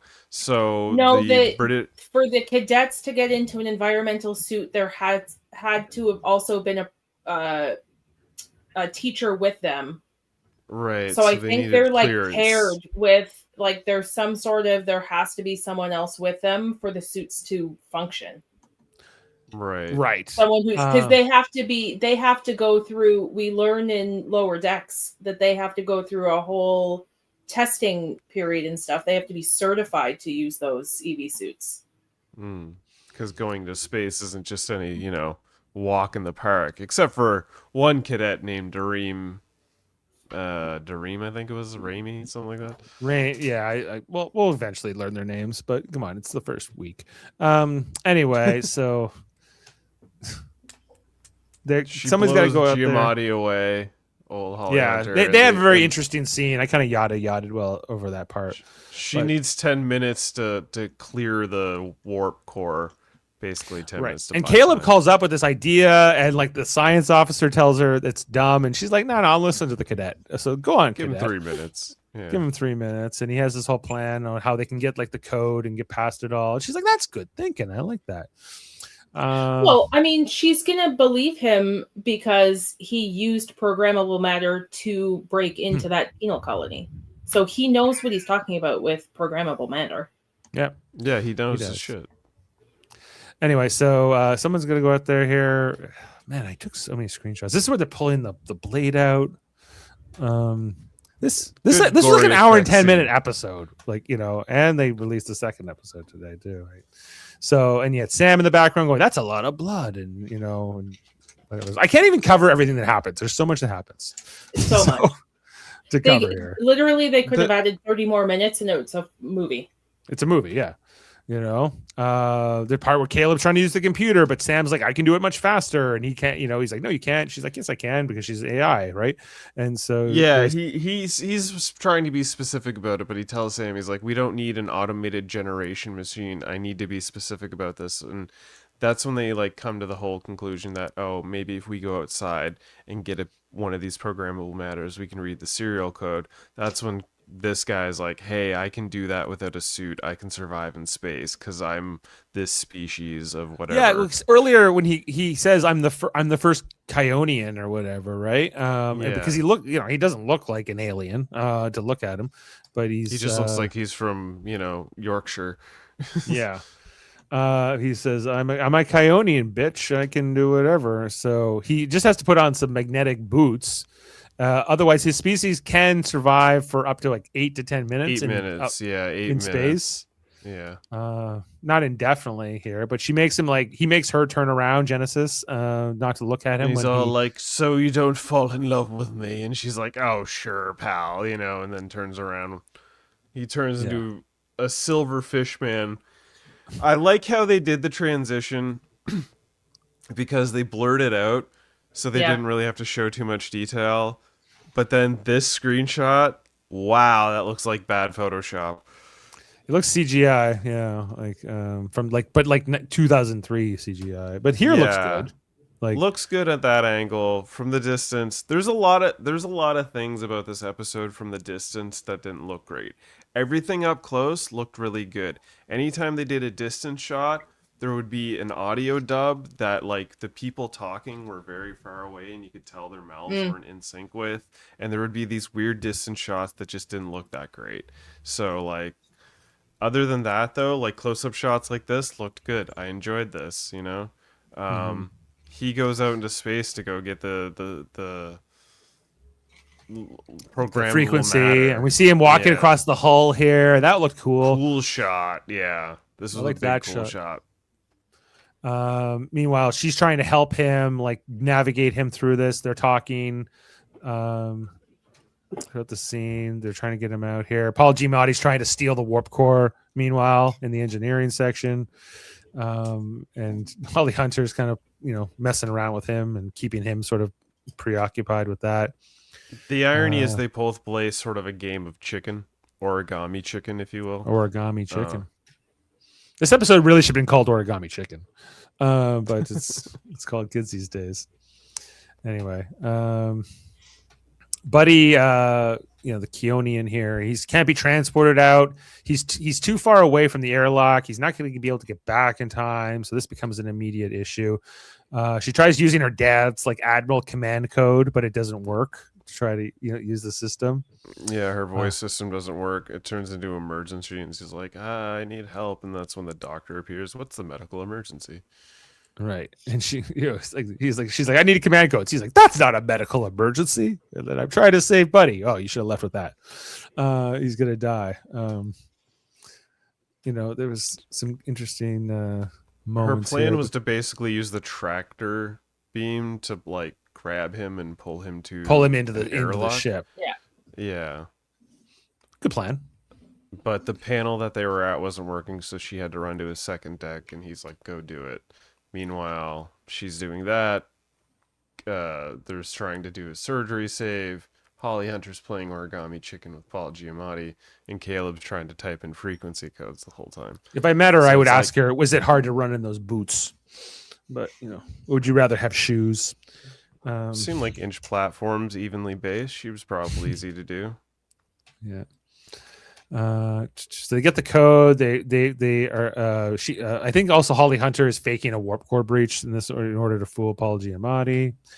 Part of the chicken. Yeah, next time I'm bringing like 10 screenshots. There's so many. I was taking so many. We're not on the second episode. Okay, Lyra talk. This is the part where they're doing the surgery. I find apparently at Jemedar's heart is where like our liver is, I guess. Yeah, give or take. And liver. so the I surgeon wonder if yells he has more than one.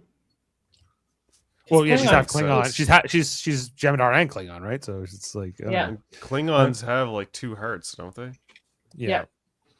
But she has white blood like a Jem'Hadar, and she looks more Jem'Hadar. I don't know. And her father was Jem'Hadar, and her mother was Klingon. I think she tells us in episode 2. Yes. Yeah. Anyway, so Buddy gets pulled in with the tractor beam. He doesn't die. That's nice. They save him. Jaden has to perform this surgery, and he's able to save Laura Thok here. Very funny stuff. I don't know. It was good. It was good. I enjoyed all this stuff. Don't kill your cadet master on the first day. Don't kill your cadet master on the first day. Right. Then she slaps him and she throws him across the room. I was like, how did she do that? Nothing like a little death to make you feel alive. Don't the Jem'Hadar have super strength? Not like that. I never saw them hit anyone across the room like that. But maybe it's the mixture of the Jem'Hadar and the Klingon blood, because the Klingons also have super strength. Yeah, exactly. Maybe it doubles the strength. Yeah, maybe. And the hologram doesn't like it. Sam doesn't want one. Yeah, Sam's like, I'm good. You don't have to. You don't have to thank me. Yeah. Anyway, this is where she tricks Not that Paul she would get hurt. She's a hologram. Yeah, because we saw remember when Caleb tries to slap the doctor's arm and it goes right through his arm. You know, all that. Maybe there's a difference between holographic and photonic. Maybe there's more matter to photons. No, I don't think so. I think it's anyway. So Paul Giamatti, he didn't believe Holly Hunter's fake warp core breach, and then he gets the drop here on Caleb just before they're about to get rid of the Prognoro Manor and get control of the ship again. And they have a little chat here about everything that's happened and the mother, his mother, right? His mom, yeah. Yeah, his mom and him break out. They broke out together. They were in the same facility? Yes, apparently. They weren't originally assigned to the same facility. That's not the way I took from that opening scene where she's like, you're going to a jail, but you're going to a rehabilitation colony or something. Yeah, right. Yeah. And they were going to different ones, but then he said they broke out of this one together. Mm-hmm. Yeah. So somebody lied somewhere down the road. Yeah. Yeah. Or she got transferred there at some point. I don't know why, but they get into a fight and he bad and did something bad at the rehabilitation center and was sent to jail. Yeah. I guess Paul Giamatti's character. Okay. This whole fight was very WWE-esque in the way it was edited. It was very quick cut, smashy, camera zoomy to probably hide the fact that, you know, these guys may not have the most like in-depth martial art experience or stage fighting. Well, like, you know, on the surface, I would imagine that someone young and strong like Caleb would easily beat up Paul Giamatti.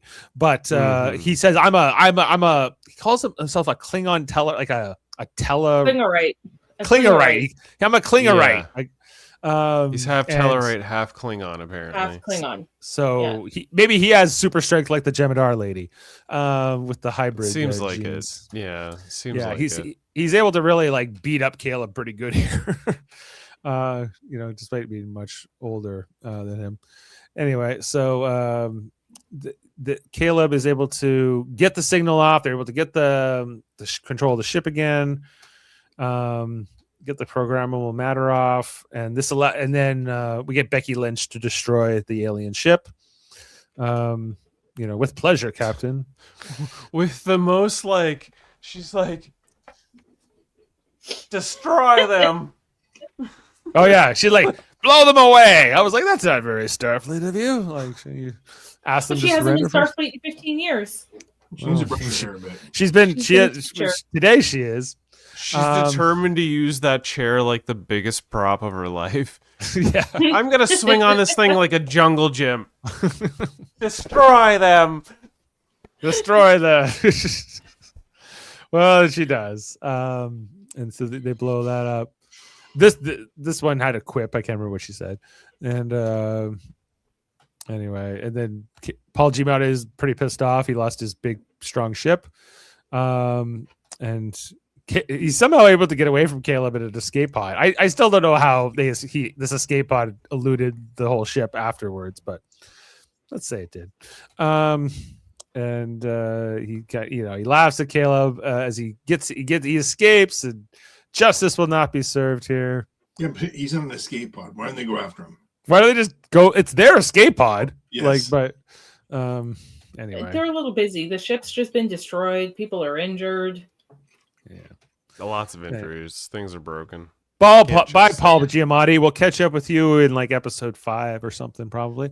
And then that's sort of the end of the crisis, as it is afterwards. Like the ship is now approaching Earth. Finally, they've made it to, and then we get that whole like, if you're going to San Francisco song Scott kicked in. McKenzie. Yeah, If you're going to San Francisco. and that was, I thought this was a nice little montage. They're here. We get to Earth, and I really love like the shots of this coming in with the bridge. They and were the- nice shots. It was Yeah. like, this is how this thing parks. Watch it do a sweet U-turn and back up and sit down and then detach its circle into a base. And it's like, okay, this thing's a fucking transformer.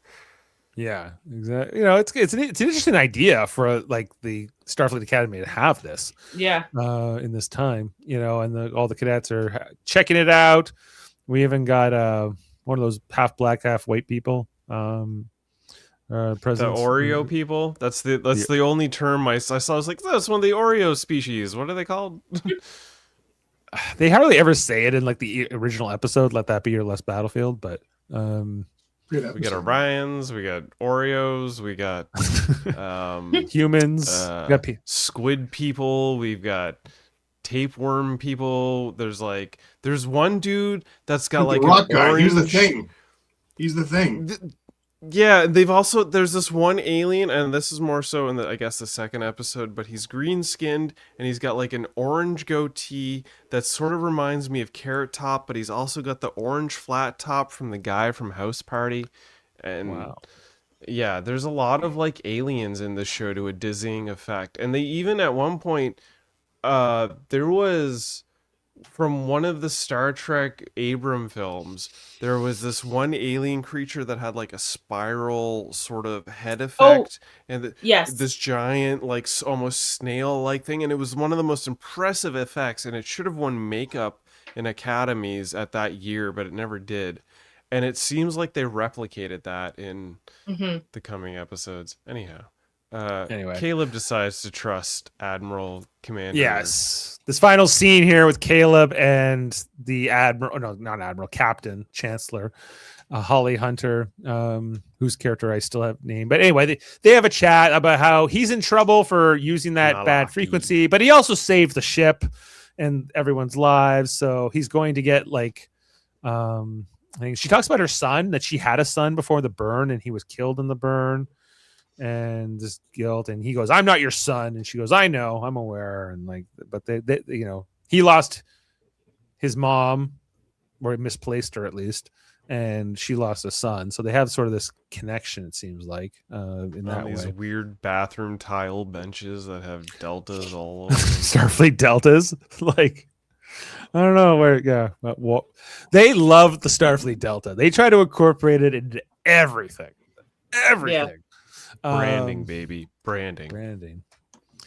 Anyway, but you know, he if he does his like 100 hours of community service and he was like 90 days, he can't leave the campus or something.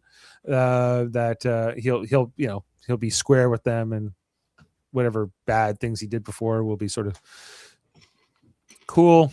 And she'll help him find his mom. Yeah, That's you only like got the to pledge do here.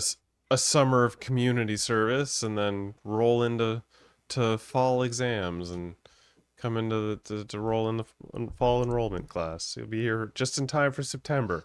We landed in May. By the time you're done community service, classes will begin in September. Welcome to Starfleet, kid.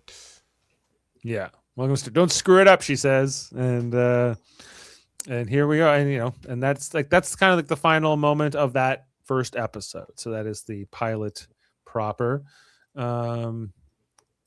Does anyone want to give me the ratings now for that particular episode? And I'll just plug them on. Honestly, for me, I'm just going to say it out loud. 9 out of 10. It's a 9 out of 10 for me. I take points away for the second fight scene, and like honestly, the credit music, intro and exit credit music, not the biggest fan of. That and just a couple other things. So 9 out of 10. I had a lot of fun with this intro episode. I'm liking where this show started, and it's better than I was probably anticipating, given the track record of Kurtzman's Star Trek over the years, and given the lackluster beginning of Discovery. It seems like they've learned from their mistakes with Discovery and have sort of leaned more into the Star Trek of it all. And I think that's where they're going with this series. So I'm looking forward to what they do. So 9. How about you, Adam? What would you give this pilot? 8.5. 8.5. From Adam. Ashley, what would you give the pilot? I'm with Chris. 9. 9. Okay. And I also enjoyed it a lot. I think it's one of the stronger Star Trek pilots of this new era. Like, I think Strange New Worlds had a good pilot, and Lower Decks, and like, I don't know if you want to put the animated ones aside. I'd say that Picard and Discovery, I don't think did have that strong of pilots ultimately, and I think it ultimately kind of depends where the season goes. So it might change in retrospect, but. I'm with you. I'll go 9.5 on this. It's pretty good. So let's just park that for now. Let's we're gonna jump into whoops. Sorry about that. Let's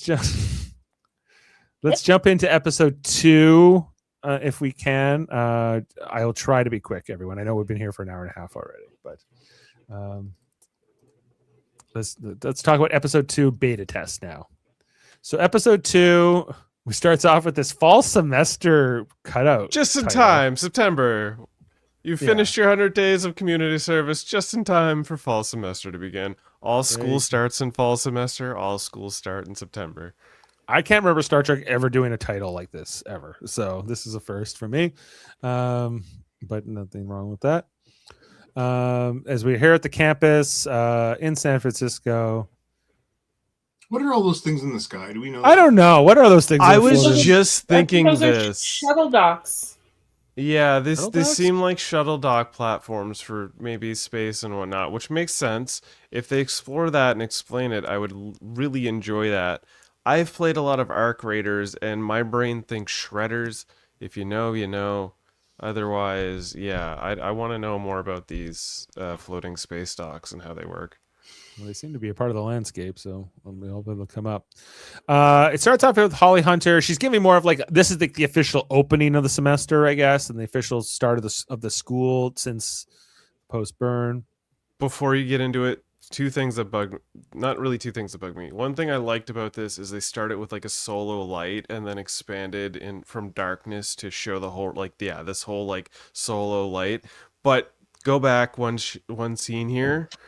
What bugs me about this shot is they could have had Laura Toth take a whole step to her right, and there would be even spacing between the two on her right and the Doctor and Laura Toth on her left side, stage left. Like, that bugged me, this whole scene.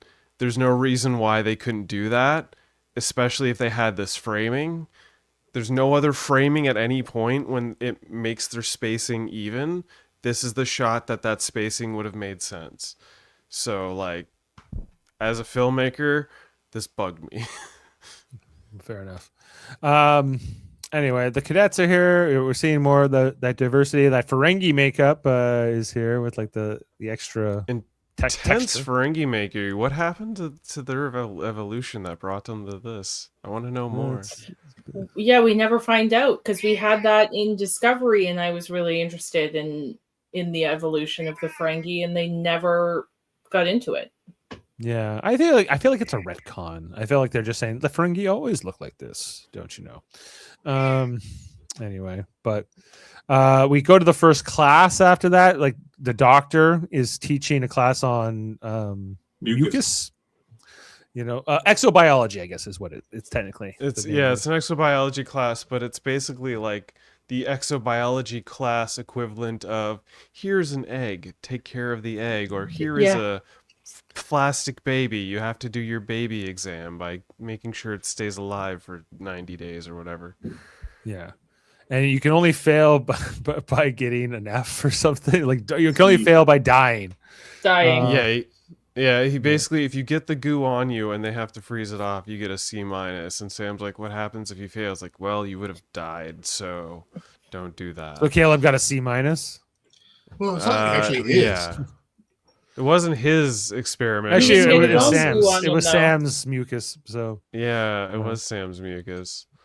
But there was one character in that scene that reminded me of a character from the Wednesday show with the curly hair and the glasses. I'm like, oh, this is just a prototype of the class-like nerdy guy that's going to end up being somewhat substantial in a later episode. they even have the delta in the side here. Oh, wow. Good eye. I didn't even notice that. Yeah, they're that delta. Anyway, so Holly Hunter, she officially opens up. Yeah, we go to this other classroom too, where these two give each other That's for Astro. through the Stars struggle. Or Ad Astra per Yeah, Buddy there is still mad at Caleb for trying to call his mom and getting that Paul Giamatti attack earlier on, and he says, "How about this guy who's a dick spaceman, blue spaceman, or whatever?" He's just mad because he can't see his tiny fish dick. Is that what I heard? That's what I heard in that line. That is the line. That's what I heard too. He's just mad because he can't fight his tiny fish dick. That's a decent one. Maybe maybe this is like a teacher's uniform. I feel like this is what the teachers are wearing when they're That's teaching what I'm class. saying. I'm pretty sure that's just the professors that aren't also like not like in crew on the ship. bridge. Yeah, like not. Yeah, like they're not Athena crew. They're just professors at the academy. Yeah. I like it. Yeah, these two. Anyway, and we keep coming back to Holly Hunter's speech. Like it goes to Holly Hunter's speech, it goes to a class. We also find out about the war college. What is the war college, everyone? Is it not just what they were in Enterprise? The Makos? The Makos, yeah. I assume this is just Makos. If this doesn't become some sort of tie into Makos, I'll be really disappointed. They brought them back after the burn. I mean, These are Makos? Like, is that what you took from it, Adam? Like, Makos are just Marines. Yeah, well, right, these are the soldiers.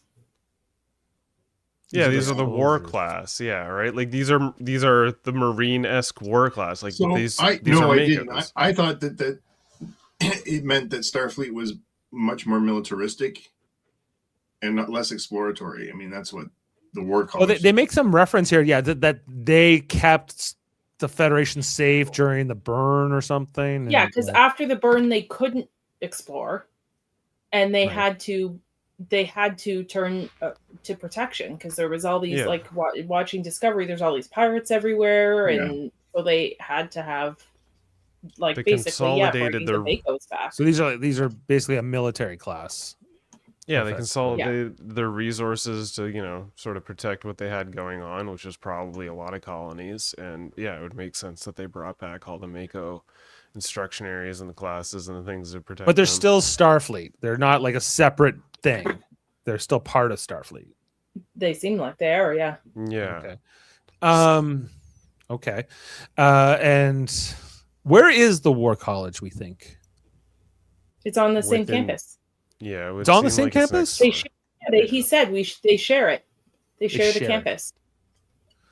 So is this kind of like at the Naval Academy, how you have like Marines and naval cadets at the same time? Kind of, yeah. I would guess, yeah. Yeah. Or it's like the Royal Conservatory of Music's right next to the University of Toronto. Like, it's kind of like this guy, whoever he is, he's like the equivalent of Holly Hunter for the War College. Yes. Yeah, he's the director of the War College. I don't even know if I like the Federation having something called the War College, but anyway, it's probably something it's a different time. It's a different time. I thought they're trying to go back to peace. Well, this is going to be one of the idealism hurdles. It's the hurdles of becoming peace and idealism is that you need to face the past and the hardships of your past, which are generally war. And how are you going to sort of acknowledge, accept, and potentially integrate those practices of war to ensure that you have peace. They showed the guy with the red head, by the way. Yeah, Yeah. there he is. The old He looks like he's like the toxic What is that Avenger. makeup? like, what is that? What is this species other than like some weird like house party carrot top? Yeah, he looks like he's a strange one. Is that a regulation haircut? I don't think so. No, definitely not. How is like this is clearly a rain machine? As they're out here doing like this drill, wearing like this plastic football gear or whatever it is, getting the drills here from Laura. What's her friggin' name? Laura Talk. Laura Talk. Think TikTok, but Laura Talk. Laura Talk. TikTok. She makes this woman cry. The afraid cadet. She's like, you cannot be afraid in my thing. No cadet in my forces shall be fear of death. They shall look death in the eye because death has eyes, and she will not be scared of any cadet within my ranks. And then she's like, I can tell which ones can run, and she runs off. Yeah. But you know what? I hope they return to this character in a later episode, and she ends up being like one of the most badass scened characters. She just like comes in like, you know, with a chain gun, just like mowing down multiple assailant pirates or whatever. Just this bothered me. The Boothby Memorial Park, like it's just What like, bothered you? it's just a little like it's pandering. Just don't like it's just, this is pandering. This feels like I'm sorry. You The can't- James you T. can't have an Kirk academy- Memorial and the other one. Yeah. But Yeah, you can't have to specifically focus on it and show it to me, like Well, I was waiting for it. I knew it would be here. Yeah, you can't have it's- something at the academy and not mention Boothby. well, Yeah. doesn't it? You know what would have been really great if they had a hologram of Boothby, like Mr. Hand, you know, tending the garden. I think Boothby should have just still been there tending to his roses. That and would have they been don't great. mention He's just that a at model. all. Years later. That Yes. would have been Yes. amazing. They say nothing. Yeah. Yeah. It's just like, is that Mr. Boothby attending to his roses? Like, just keep. No, but yeah, Go like ask this him for is advice. this is gonna be a continuous theme throughout the whole show. Like the names on the giant wall in the back, the James T. Kirk wing, the Gideon wing, the Boothby Memorial. There's probably gonna be a Spock spectrum analysis corner. There's gonna be like Balana Torres's backyard funhouse. There's gonna be all sorts. I want to of go this there. throughout every episode. A lot of Torres' backyard funhouse. Anyway, so yeah, I don't know. I think that you can go a little too far with that stuff. But anyway, the thing's open. Well, they got- it's you get your choices when it comes to the nostalgia butter. You're gonna get a name drop on a wall, or you're gonna get an overbearing scene of nostalgia that throws an old actor into a role that you probably like ham-fisted in and don't need. It's gonna be one of these two things that they're gonna try and fill you with nostalgia with, and it's a lot more subtle and easier to just throw a name on a wall as opposed to trying to bring in that actor to re-establish a role that's been dead for eons. So I think this is probably the smarter way to go about it. Doing the like name drops on a wall and be like, oh yeah, I recognize that name. Meanwhile, news people that watch the show be like, I don't know whether to Boothby. Who's a Boothby? What's a Boothby? You know? Yeah, exactly. Anyway, the school is open. We then get the credits sequence, which we didn't get in the first episode. It starts with like a seed being planted and growing into a tree, and then we see it's also like with them rebuilding Earth, I guess, and rebuilding the Federation is definitely a big theme of it all. You know, putting these structures and buildings in here, everything else. Is Stephen Colbert in this show? He is. Yeah, He's he's the the voice. Dean, the voice, the announcements voice. Students, go back to your classroom, for if this time you don't do it, you're Yeah. gonna get a C-. Other We're students, now serving welcome to. Raptagino. Kapla. Yeah, No, that was Yeah. him. yeah, Oh. that's all That's him. Stephen Colbert. I He didn't plays the pick up on computer that one. voice. Okay. As far as intro goes, The music sucked. By the way, I don't like this. yeah, like I'm not a fan. These are the most like lackluster intros for Star Trek and outro, like the outro music, the intro music, really weak, really slow paced, not grandiose enough. And I hope in following seasons they hopefully maybe change it up. Maybe they'll take a cue from anime Still shows better and than maybe they'll. Enterprise. It's slightly better than Enterprise. I'll take Enterprise. Slightly better. It's a grade higher than Enterprise, but as far as like show like intros for Star Trek, it is very much on the bottom tier, just above Enterprise. I would Every put other this show below the theme of Star Trek Picard, and I hate that theme. So, like, this is yeah. Yeah, I would If put there's it above bottom Picard. three, Picard, this one, then Enterprise. Enterprise. I like Enterprise. I will like the defend Enterprise it. too. Yeah, it's been a Both long road. versions. Given that. I like It doesn't the match outro of Enterprise, like the Archer's theme, which would have been the original theme for I like Enterprise. that too. That works much better. Okay, all right, let's move on anyway. from that. All Yeah, right. let's move on. Adam can't be worried about music. Okay, we need to talk. Okay, well, this is I popped for this. I was your a big moment for fan of this Chris. moment. we get a Bricuri, a The cadet. pine cone, the big pine cone. No, she's rock, or he's. Maybe it's a guy. It's a Rock Talk character. I forget the Rock name of Talk. the species, but this is a Star Trek Prodigy Bricuri, reference. Bricuri. Bricuri, yeah. This is a Star Trek Prodigy reference. I popped for it, and then it let me wondering if they're gonna reference Star Trek Prodigy in their new show. Why won't Why they give us a new cancel it? season for? Yeah, why cancel it? Why not just give us more Star Trek Prodigy, you sons of bitches? Why are you Yeah, it's afraid? like rubbing your You face in it. cowards. Yeah, this is they are rubbing our face in it. Yeah. This is worse than the Boothby Rock. A little This bit. is Rock Talk. Yeah, welcome to Rock Talk. Okay, anyway. So we see a Bricuri, then Caleb and Jaden and Sam were talking at one point here about their science experiments and they're all getting roommates. This is when they're all getting like assigned to their rooms. And it's at first we think Genesis might have the same room as Caleb, but she's actually directly across the hall.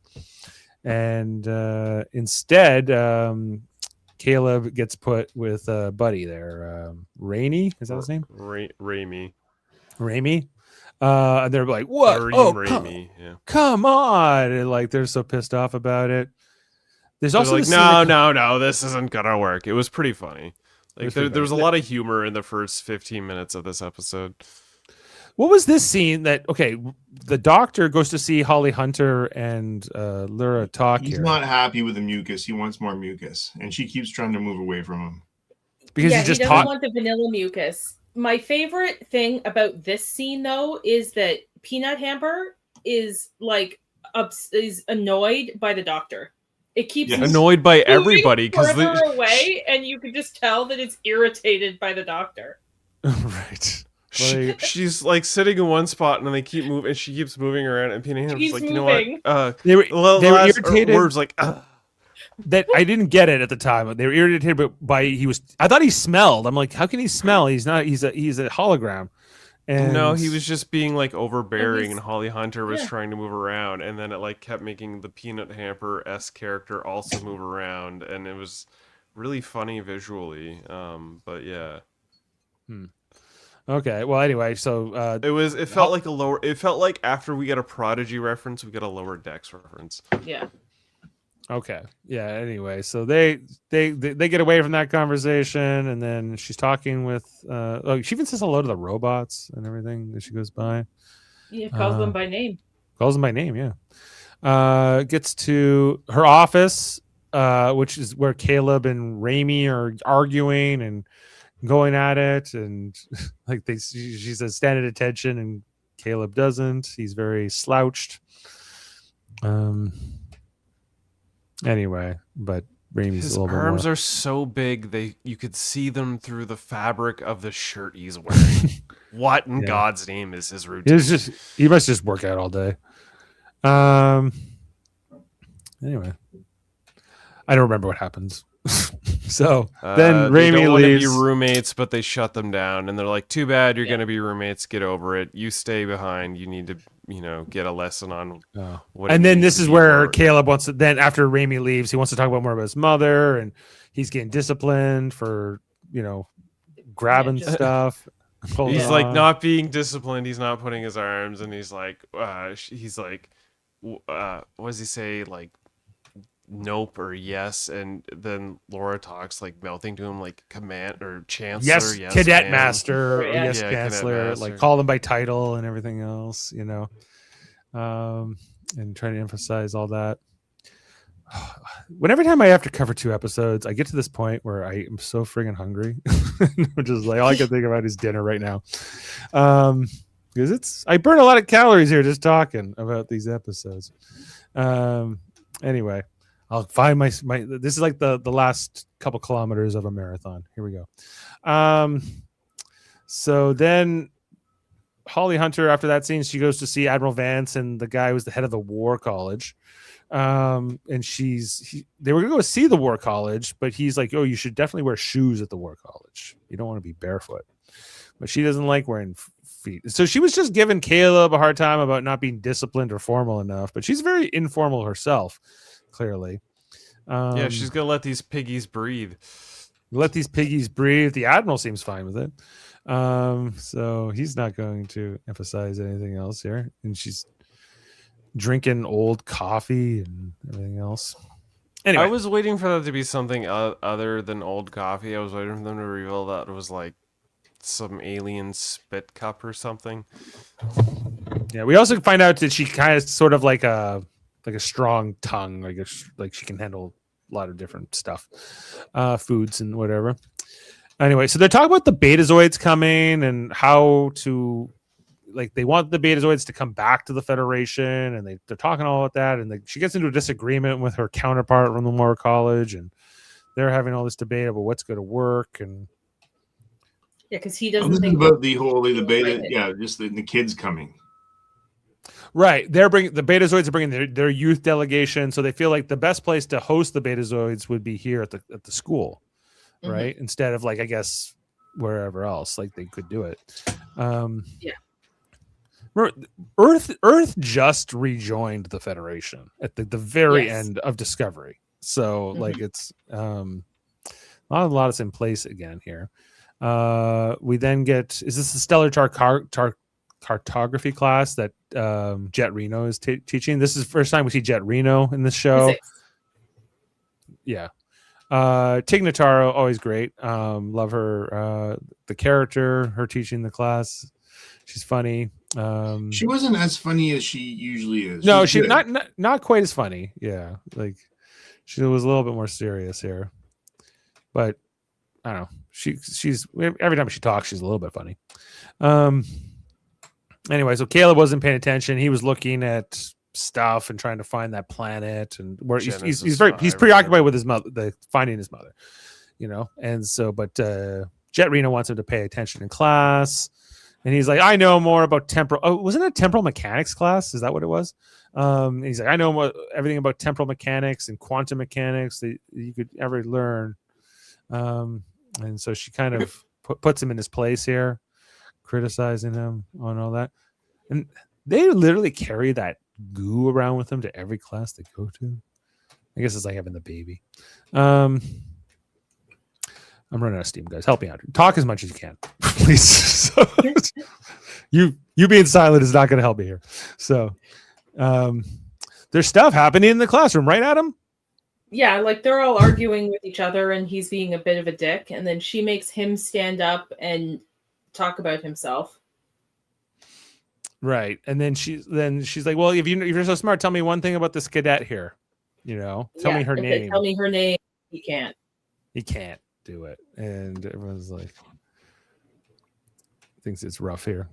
No, but Adam, she gives a good Starfleet's more about partnerships and knowing who and trusting people, and you gotta trust your crewmates. And this is so that was the lecture there, right? Yeah. Then as they're leaving the class, he gets sprayed with this jar of mucus by Sam, which everyone, so Jet Reno seems to enjoy and others seem to enjoy. But you know what? You made the Harry Potter reference earlier, and you're right. Absolutely, whoever said that, and was absolutely right. Like these are just like those teachers. Right. It feels very much like that, like a campus show.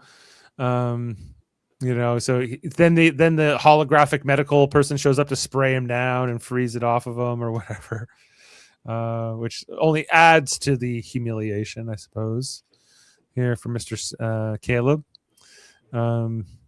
So after that, then yeah, they're all laughing. He leaves and he's ripping off his jacket and he runs into the hologram here and he's able to he does the Kirk thing where he logic bombs the computer. Like, why don't you list everything backwards 10 times over? And it just kind of shorts every coffee ever made in the Federation or whatever. Every coffee ever made backwards and in binary reversed. In binary reversed. Yeah. And then causes all these glitches within the program. He's then going to scale the walls and leave. He's ready to Star Trek leave, according to Jeff Mader. He's about to leave, but then he meets this other main character who's introduced for the first time here. This is Tarima Sadal, played by Zoe Steiner, the daughter of the president of Beta Z. And she kind of, I don't know. This is a very, I think I've seen this romance before. He's a little bit rough around the edges. She's like a princess. It's. I know she's the president of the president or whatever, but it's kind of the same. And now, well, you know what? You can always lock your bike up to a Star Trek Delta. So you can go back. Oh yeah.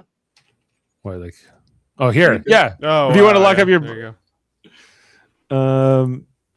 I'm guessing, this was somewhere in Toronto that they shot this, and they just put that Delta on. It looks like the lakefront somewhere. Yeah, I was gonna say it looks like the lakefront in Toronto. Yeah.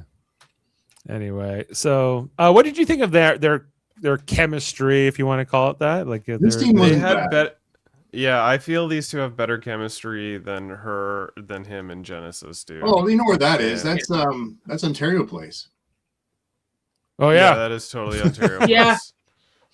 No, that's 100% Ontario Place because there's nothing else happening there. But how'd they get the Golden Gate Bridge into the Ontario Place? Well, they built Rochester. You know what's sad though? You know what's sad, guys? This is before all the foliage was cut down by Doug Ford and his spa that has ruined Ontario Place. I had to get political. Sorry, but I mean, hey, that's historical footage right there. You're never gonna see that again. Yeah, and that's the wall, the Ford wall that you can't cross over. Yeah, yeah. Poorly built and short, just like Ford. Anyway, the Betazoids in this episode. The biggest complaint I had with this is that they just didn't have all black eyes. I didn't understand why. I didn't understand that either. I didn't, because her eyes are clearly just brown. Yeah. That's Maybe the only thing that makes them different. That's the only thing. Just throw some contact lenses in there. And I was like, okay, maybe the thing that she had a dampener on her neck or whatever, because I guess her powers can hurt people. It does not look anything like the Bay. I would assume, sure, the dampener could explain why her eyes don't look all black like most Beta Z eyes. And then I was like, maybe it's sort of a genetic thing over the hundreds of years that they've started to develop more human-like It's only eyes. been a couple hundred years. Still, evolution doesn't go that fast. It's been almost 1,000. Yeah, it still doesn't go that fast. That's that's like human 5 evolution. generations. We don't know about Betazoid evolution. Yeah. Either way, it could be potentially 5 generations that would explain the eyes, but I feel like the dampener. How about we just put black contact lenses in the Betazoid actors, and then we don't even have to have this conversation at all.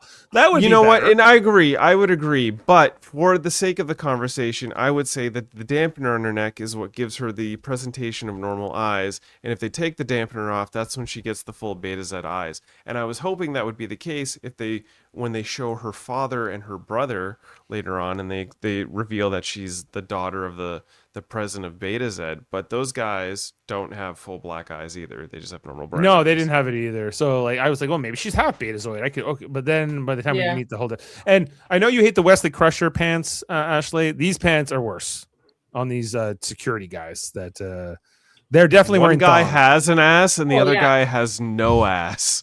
Yeah, I don't want to wear those. Anyway, so That's a full bodysuit.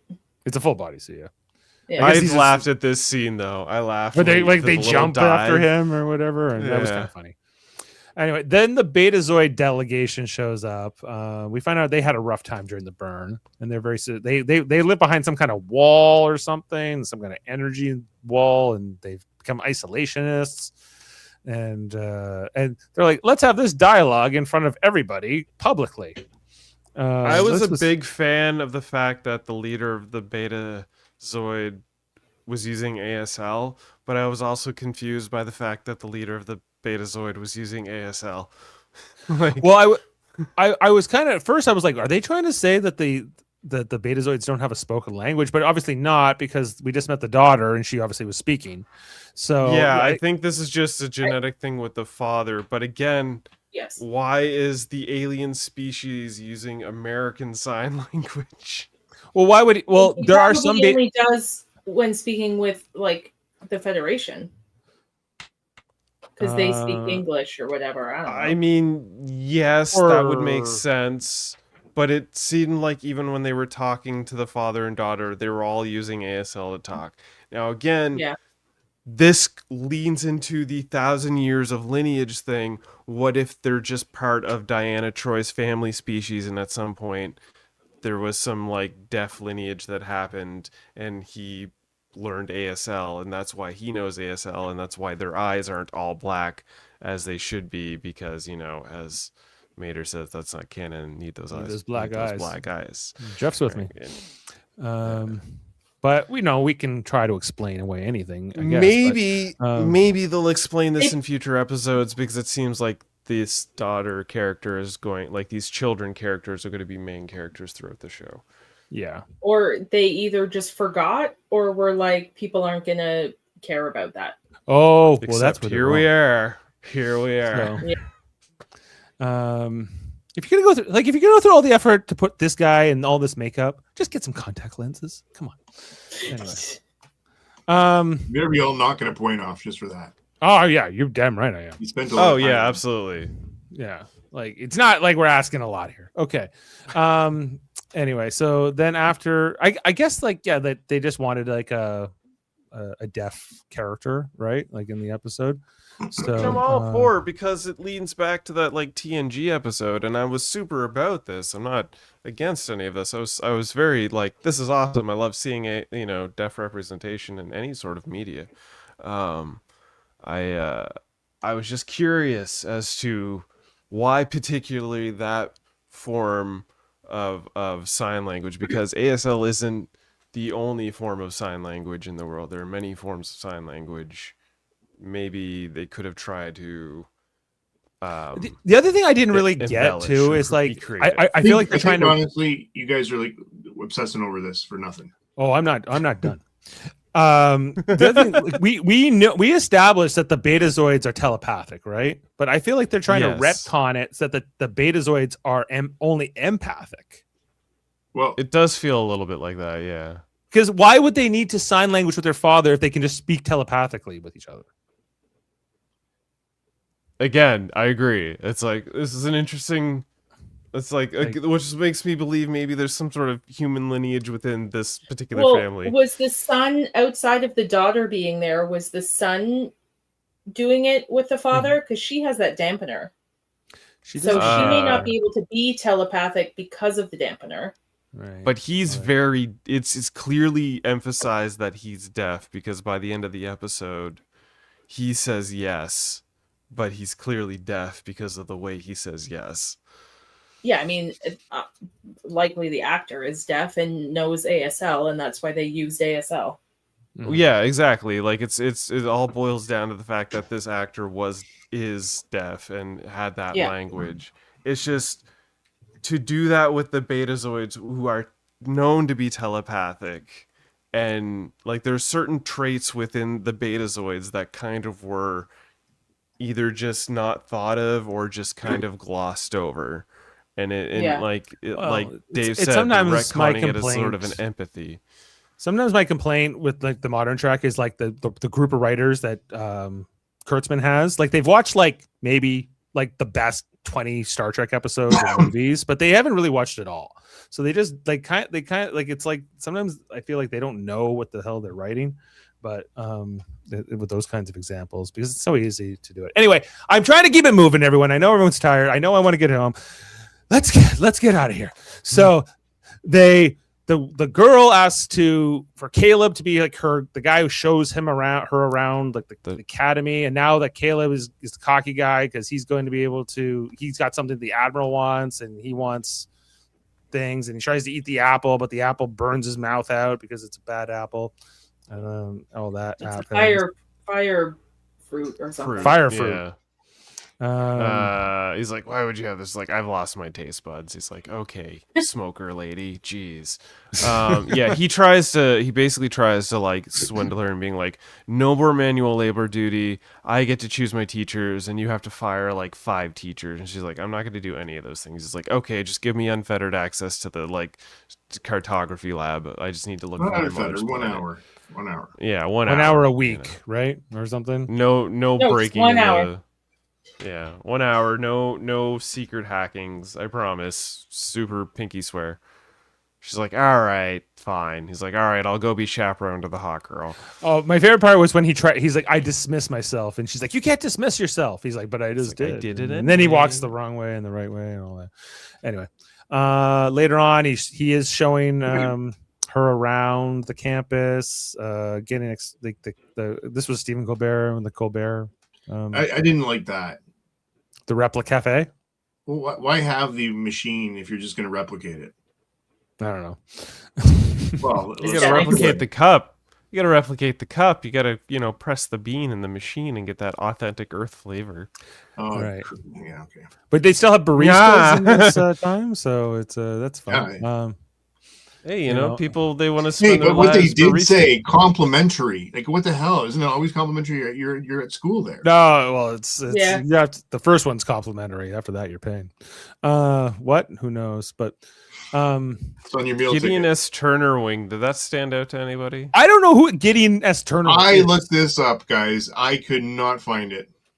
The Yeah, closest thing I found to also- anything was there was an episode about Gideon in the original Star Trek series, and The Mark of from- Gideon, but like, I don't know. It was I don't know. I guess somebody else they made up. And they spent a little bit of time on it, They did. They reference it many They times in the referenced it dialogue. multiple times. Yeah. Like Turner did this and Turner did that. And I'm like, okay, well, fine. But there was all these hundreds of years we didn't see as well, right? Between like basically the 25th century and the 32nd. So there were other Starfleet officers presumably during those years that did stuff too. Anyway, so the romance between Caleb and what the hell is her name? Tarima. Keeps going here. Terima. He eventually takes her she takes him to the stellar cartography because she's trying to find the planet his mother's on, and there's no record of it in the Federation. Every time, but the Betazoids have different star charts, and they're able to look. They have different things, and they're it's explained that there's all this time gap. There were things happening behind that wall the Betazoids have been living behind. Things happening inside their space since then. So they can find Goja 5 as the planet they're looking for. And It's more like an asteroid than a planet. Yeah, it doesn't look like a planet. it looks more like a base or something. Maybe we're looking at it topographically, but anyway, so they're going along. Then they're late for their meeting. They're supposed to be here for the meeting, and they're seen coming in together by both delegations.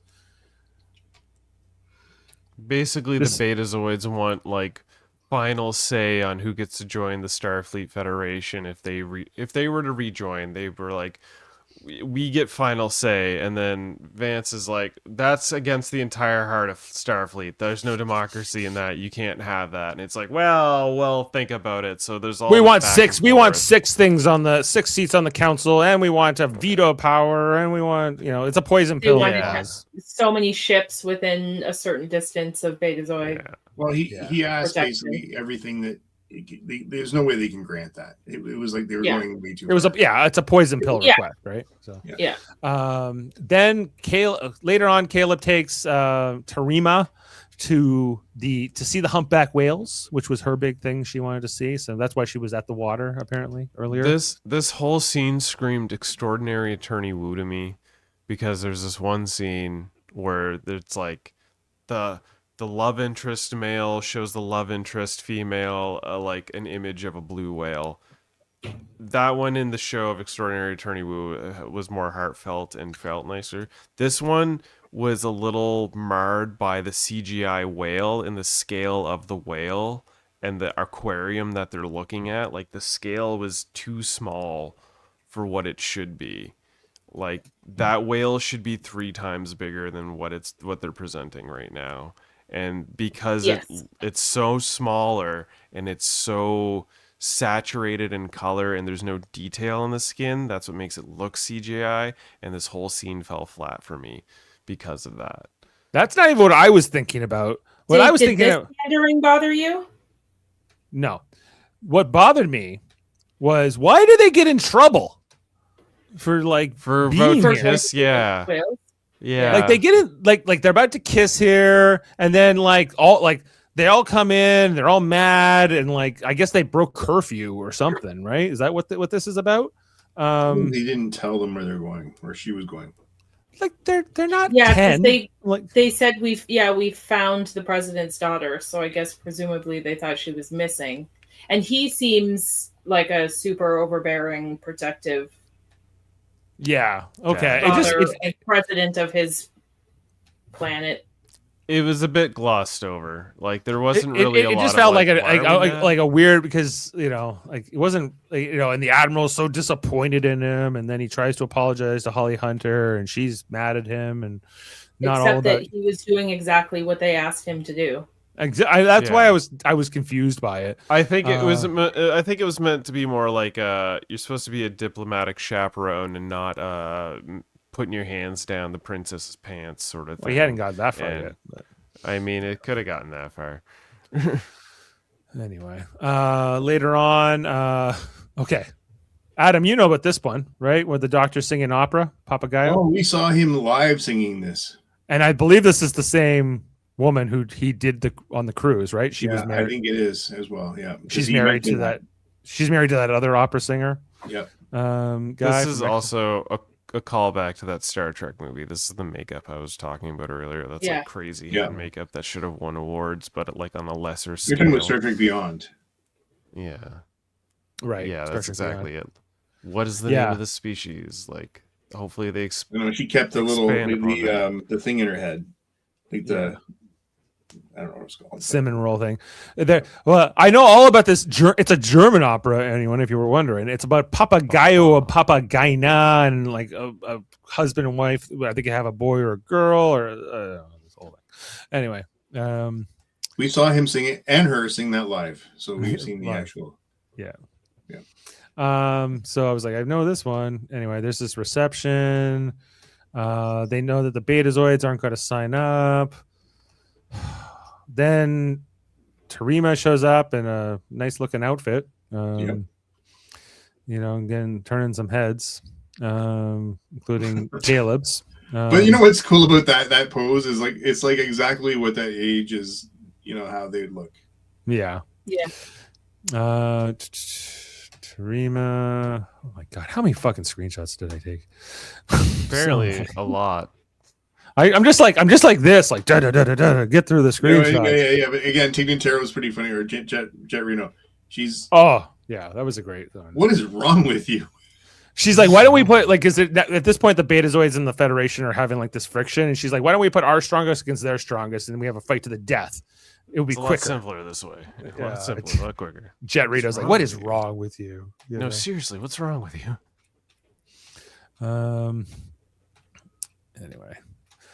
ideally, I would have went through these screenshots again, and I would have edited them down. But I only had time to go through them once, so sorry, guys. And it's been a long day. Great screenshot. Let's go back to that one for a second. This one. That's a great screenshot. Come on. You should put that in the opening. Yes. Okay, I'll work on that. The next revision to come our way. Anyway, so this is where. Wait. She's looking a little jealous here. This is what I'm saying. Yeah, She Genesis didn't like this. She didn't like Caleb going off with Tarima. No. So, see, when I saw this, I didn't see this as jealousy. I saw this more like this idiot's got to get himself into trouble again. Like she's wise enough to recognize that Caleb's a troublemaker, and she seems more interested in keeping him out of trouble. I don't really view them as like romantic in any way.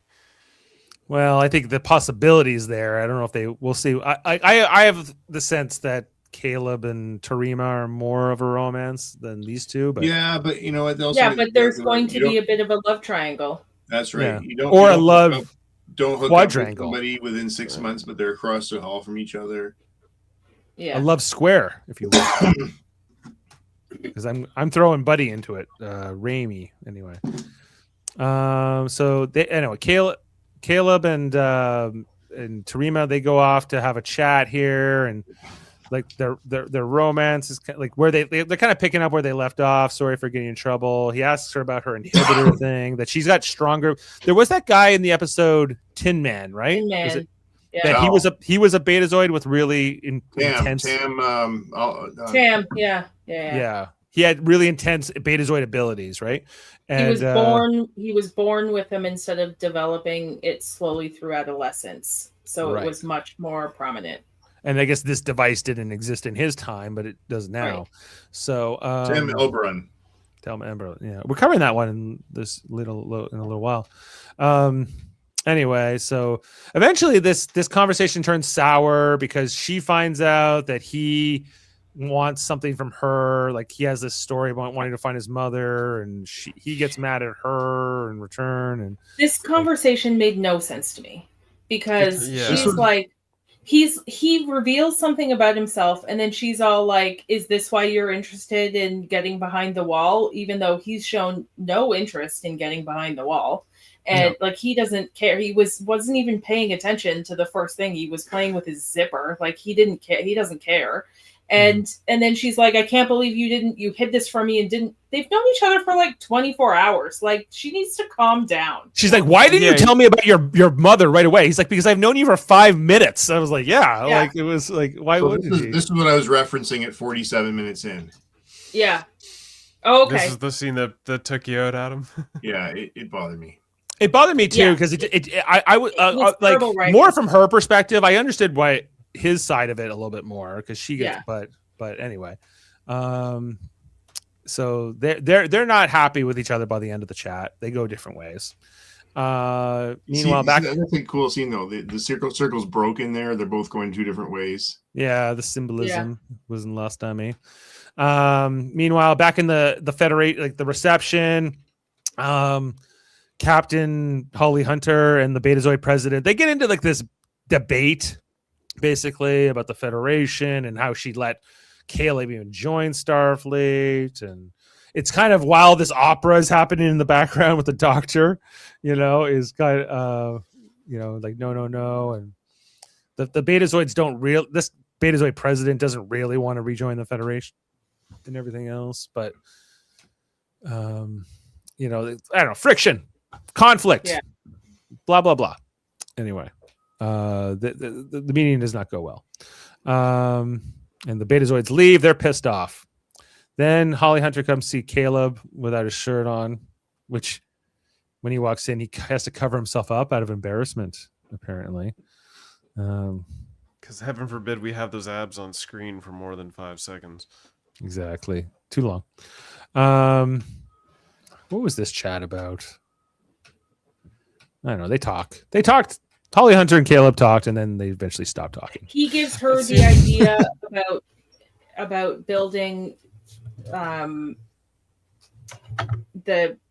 head of Starfleet on Betazoid, but he doesn't say it. He just talks about building, and then she goes, "Oh my God, you're a genius!" Right, because they're trying to figure out that. where to put like the new capital of the Federation, like the council, Right. where the Federation. Yeah. It used to be in Paris for a long time on Earth. Although I never really understood why everything had to be on Earth, why other planets couldn't have things. Because But the whole thing had to be Earth centric. yeah, but maybe it doesn't need to be anymore. So that's part of what it's coming down to. Then Caleb goes to see Tarima here and like wants to kind of apologize for nothing. for nothing basically. And they eventually make up and they're happy again. And then this is where like the proposal's made by Holly Hunter. I know she has a character name. I just keep calling her Holly Hunter. Nala I think, or something. Nala Aki or something. Aki? Yeah, Aki, yeah, something like that. But so the thing is like, what if we let the capital be on Beta Z? What if we let the council be on Beta Z? And they're like, oh, that sounds like a great deal. You may want to check with the Earth delegation, but if they're gonna be cool with that. But like the thing I didn't like about this scene is that the whole idea of a whole planet, a whole civilization rejoining the Federation basically comes down to this guy's decision. Like aren't the Betazoids a democracy? Don't they have? And I love Admiral Vance, but why Admiral Vance? Why wouldn't it be the president? Like the president of the Federation. There. Yeah. Who we know, who was established in. She was in Discovery. Right. Like all the time. Like this would be like this negotiation seems bigger than like a Starfleet Academy symposium. Although I guess in TNG they used to just always send off Picard to do this. Sometimes, like it depends, but like this is a big deal bringing Beta Z back in. So they're not just some like new member, but anyway, they ultimately agree to it. They're like, you know what, building the Federation headquarters on Beta Z, that solves all of our problems. That's a great deal. Let's go with that. Yeah, and everyone's like, yay! And diplomacy. The youth stand for it. Let's let the youth stand for it. The youth stands for it, guys. Look, they're standing. They're legitimately standing for it. Look at them stand for it. The War College guy. The War College is standing for it. They're standing. Everyone's clapping. It's a great thing, and that's kind of the end of that. Then Caleb gets the intelligence report because they were able to look at that planet that his mother had been on, but she's already left. She's already gone somewhere else. But it's a lead, for him to follow or them to look into more here. So she's keeping her end of the promise, that she'll help. And then she throws him an apple and it's not a fire fruit. So that's nice. And, his first real apple. His first real apple. He likes it. Mikey likes it. We get kind of a final montage here where he sees all his new friends, Jet Reno giving him the eyes. Just keeping an eye on him. Keeping an eye on him. I think I want one of those teacher jackets now. Yeah, they're nice. I like them. The silver stripe won him over, ladies and gentlemen. Yeah. Now that I see all three of them like that. Anyway, yeah. And then the final gag of the episode was the Betazoid brother of Tarima, like he's the son of the president. He's now become a Starfleet cadet. And he's their third roommate. Their third roommate. Wasn't that nice? And they're loving lifting weights, I guess, in their room. This was a little kind of like a walking bad luck. He's like, I kind of like things fall apart around me, and he breaks an award, and then he asks about his sister. He's like, oh, my sister's in the war commands. He's like, wait, why? What? He's like, I don't know, dude. Don't talk about my sister. Yeah, I don't talk about my sister with men. Yeah, which is a good policy. policy. A trinket that she gave me to give you. Yeah, here's but a bracelet. Here's a bracelet. But if the war college has to be a little bit further away for this to be a problem, right? Yeah, it's across the lake. That old trope. It's across the bay. Yeah, They gotta swim the dock across the lake to get to the girls' camp. Okay. Well, there's all that. This scene was not as funny to me as I think it was meant to be, but I did like that. Yeah. Raimi helped him make his bed because he's never had him. It's like, what are It's you doing? heartwarming. Now they're buddies. They're making their bed together. Yeah, I think this conflict should go on a little longer before they're making. This is going to be bed. Star Trek's heated rivalry. Yeah. It lasted 2 episodes. So, okay, I did it. I'm through the screenshots, everyone. Only took us 2.5 hours. Oh my god. Okay, Adam, what do you think about the fun facts? Okay, I've got a few. I don't know how deep you want me to go, but I'll go Deep. Did you guys notice that there was benches in the turbo lifts? Well, I guess when the doctor was in there, right? With them and like. So now we have Yeah. benches in the turbo lifts. This is gonna be fun.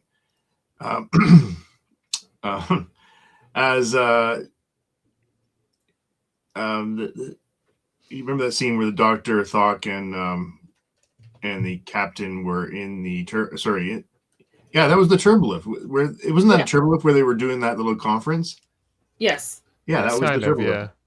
The exocomp says, "Okay, bye," in a very similar voice to Peanut Hamper, which is obviously a throwback to. Oh my God, help me out here, guys. Star Trek Lower Decks. Thank you very much. The 3 Academy floating Dot 23 robots are Carl Stanley and Miranda. I haven't figured out who they are yet, but it's got to be something.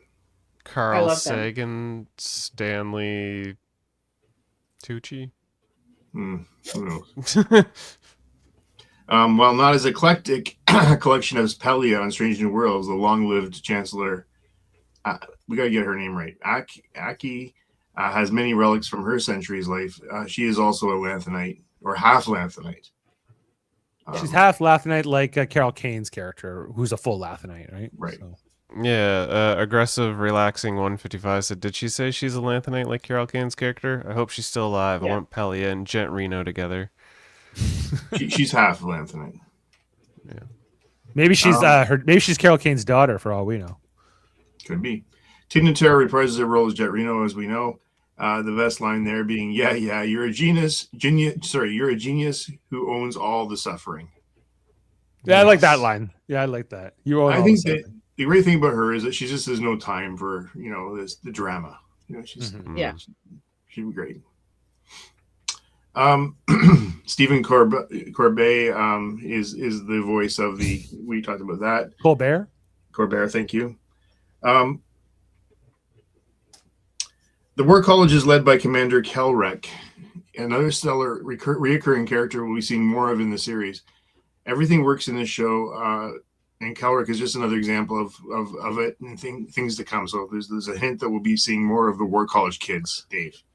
I need more information. I need to know where it is, what they're learning there, and what they do when they graduate. Exactly. Well, I bet you they're going to be like the muscle on these away missions. Maybe you're right. Maybe so. Like we don't have security forces anymore, or like it's in addition to this. And I just need them to be connected to the Makos in some. Well, manner. that could be it. I mean, it could be very much it. Terima has a gem on her tooth, represented the sacred eye of Naxia, ritually bestowed upon the first daughter of the first house when she reaches Moonflow and becomes the guardian of the holy hauntal of Beta Z. so this is like the guardian of the sacred chalice of Reese, daughter of the fifth house, but it's the first house instead. It's the first house. Yeah, it's even more, and it's probably her thing she's guarding is in a moldy old cup. Beta Zeds have naked weddings. That sounds awkward for everybody. Yes. Except for him. He wouldn't have any awkward. I think he'd be well. He doesn't want people seeing his abs, so That's true. Terima's announcement that one of the humpbacks is pregnant is a throwback again to Spock's declaration that Gracie's pregnant in Star Trek 4. Yeah. Mm-hmm. On the wall, where we saw a lot of names when we stopped at them, there was a couple more that you might be interested in. Captain Devana Tendi is there. Hey, she Spoilers. Captain. Dr. Gillian Taylor. Oh, well, that's from Star Trek 4. Yep. But she wasn't in Starfleet. Yeah, but you never knew. We don't know what happened to her. She must have joined. I mean, she did go off to be on a science vessel. That's right. See you around the galaxy sometime. never saw her again. Never saw her again. But it's still now. It's like the only reference to her ever since. Chris, Gersha Phillips' costume in this episode. Right down. Oh, no. Pardon me. That was not what I want to talk about.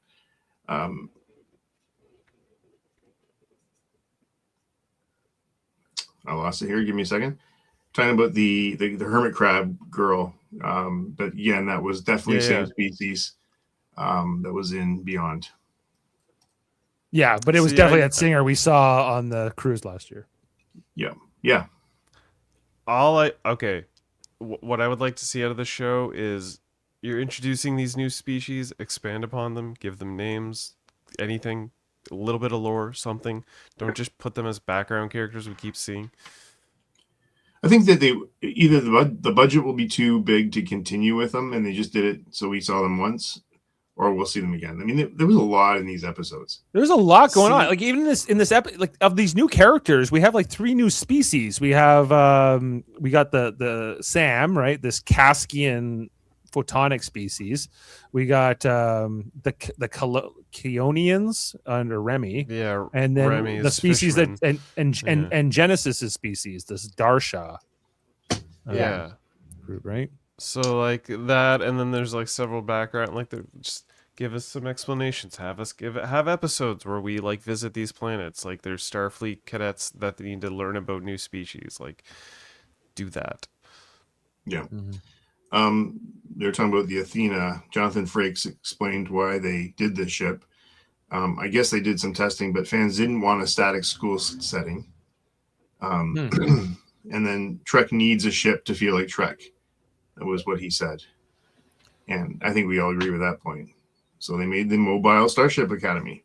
Yeah, like they could have done like a Deep Space Nine model where they have like just like really small, like Defiant kind of ship that can be like, you know, leave the campus. But like this works too, I guess. There's no reason they can't do this. Yeah, I thought it was pretty good. And it is new. It's something new that we haven't seen before, so that's always cool. Mm-hmm. And I think we'll leave it there. Okay, well, thank you, Adam. Appreciate the fun facts. So we already rated the first episode. Just want to quickly put down our score here for the second one. Now, the IMDb scores are not high for either of these 2 episodes so far. It's only day 1, but it's 6.4 for the first episode and a 6 for episode 2. So I'll go first. Apparently This they're episode getting fresh ratings on Rotten Tomatoes. So. they're certified fresh. Well, then that's all we need to know. But this one was not as strong for me, although I did enjoy it. It was like an 8. I'll just go 8.1. It was good. Wow, actually, the rating actually is a 4.8 now. Oh, Wow. just since I did that. I don't know. Since you started the episode. Oh, I just checked it like 5 minutes ago. So, Well, maybe that's, I don't know. well, Ashley, what was your score for the episode 2? I'll go 8.5. 8.5. And Chris It's gonna get an 8 for me. and Adam. 8, solid 8. A solid 8. You're right, Dave. Sorry, I don't know where they got that. The overall page is a 4.8, but the 2 together are separate. Oh, they're probably rating episodes that haven't even come out yet. Yeah. So I feel like the hate squad is out, and I don't think this deserves the hate. I got my nitpicks, I got my complaints, but there's nothing major here. Detachable nacelles, Dave. But they kind of attach. They attach when they go to warp drive, I guess. Not really. No, they don't. I was the first episode. I'm literally watching that. I'm going, how attached are these things? How not attached are these things? And I'm like, well, it's pretty close. You know what? And also, when they leave, like when they jump into warp, they leave like this, like residue or whatever in space, like behind it. I'll explain to you. I just part of what I like to do is like play with the ships like toys, right? Like, ooh, like it's a toy little ship. But if these nacelles were not attached, it would be dumb. You see my point? I know you do. Thank you. All right. And with that said, it's all about the toys. Looking ahead to episode 3, it is called Vitus Reflux. We'll be talking about that next week. So check that out. And here on the channel, we are moving our Star Trek The Next Generation reviews to Mondays because we've wrapped up our coverage of For All Mankind. So Mondays have become free. So we are now moving over to The Next Generation on Mondays. Well, at least while we're doing Academy here on Thursdays. So we'll be on Monday for Sins of the Father, a episode with Worf and Kern. Set all the way back. The great Tony Todd. The great Tony Todd. He is a legend. And with that said, I feel like we can finally call it a night, everyone. It's only been like 3 hours. So Just barely. you know, we talked about a lot. We said a lot, and it's been great. So I think we've said it all. Monday just became appointment viewing. Thank you, Stargazer Fish. All right. Well, thanks to everyone in the live comments tonight. Thanks for being with us. If you are at this point, we really appreciate it. Thanks to the entire panel. Jaemeel. I have to go to that call. Come on. Okay. Jameel's no eating there. tonight, Dave. Huh? No food. Tonight. No sleep. No food for Dave. Okay. And with that, we'll leave you with this quote for the episode. Thanks, everyone, and you have a great night. In high-pressure situations, positive reinforcement is crucial to one's success. So, Jaden, I need you to know you're doing a great job. Okay. I am going to bleed to death. I require significantly less cheerfulness in my final moments. I hear you. Beam up some Star Trek content with Live Long and Podcast. A roundtable movie discussion with Hey, did you see this one? And take a peek into the darkness with Heard Noise, Must Investigate with Michael Chan. Watch us duke it out on trivial debates. And let's chat about TV with the Super Mater Brothers. It's all here on the United Federation of Podcasts.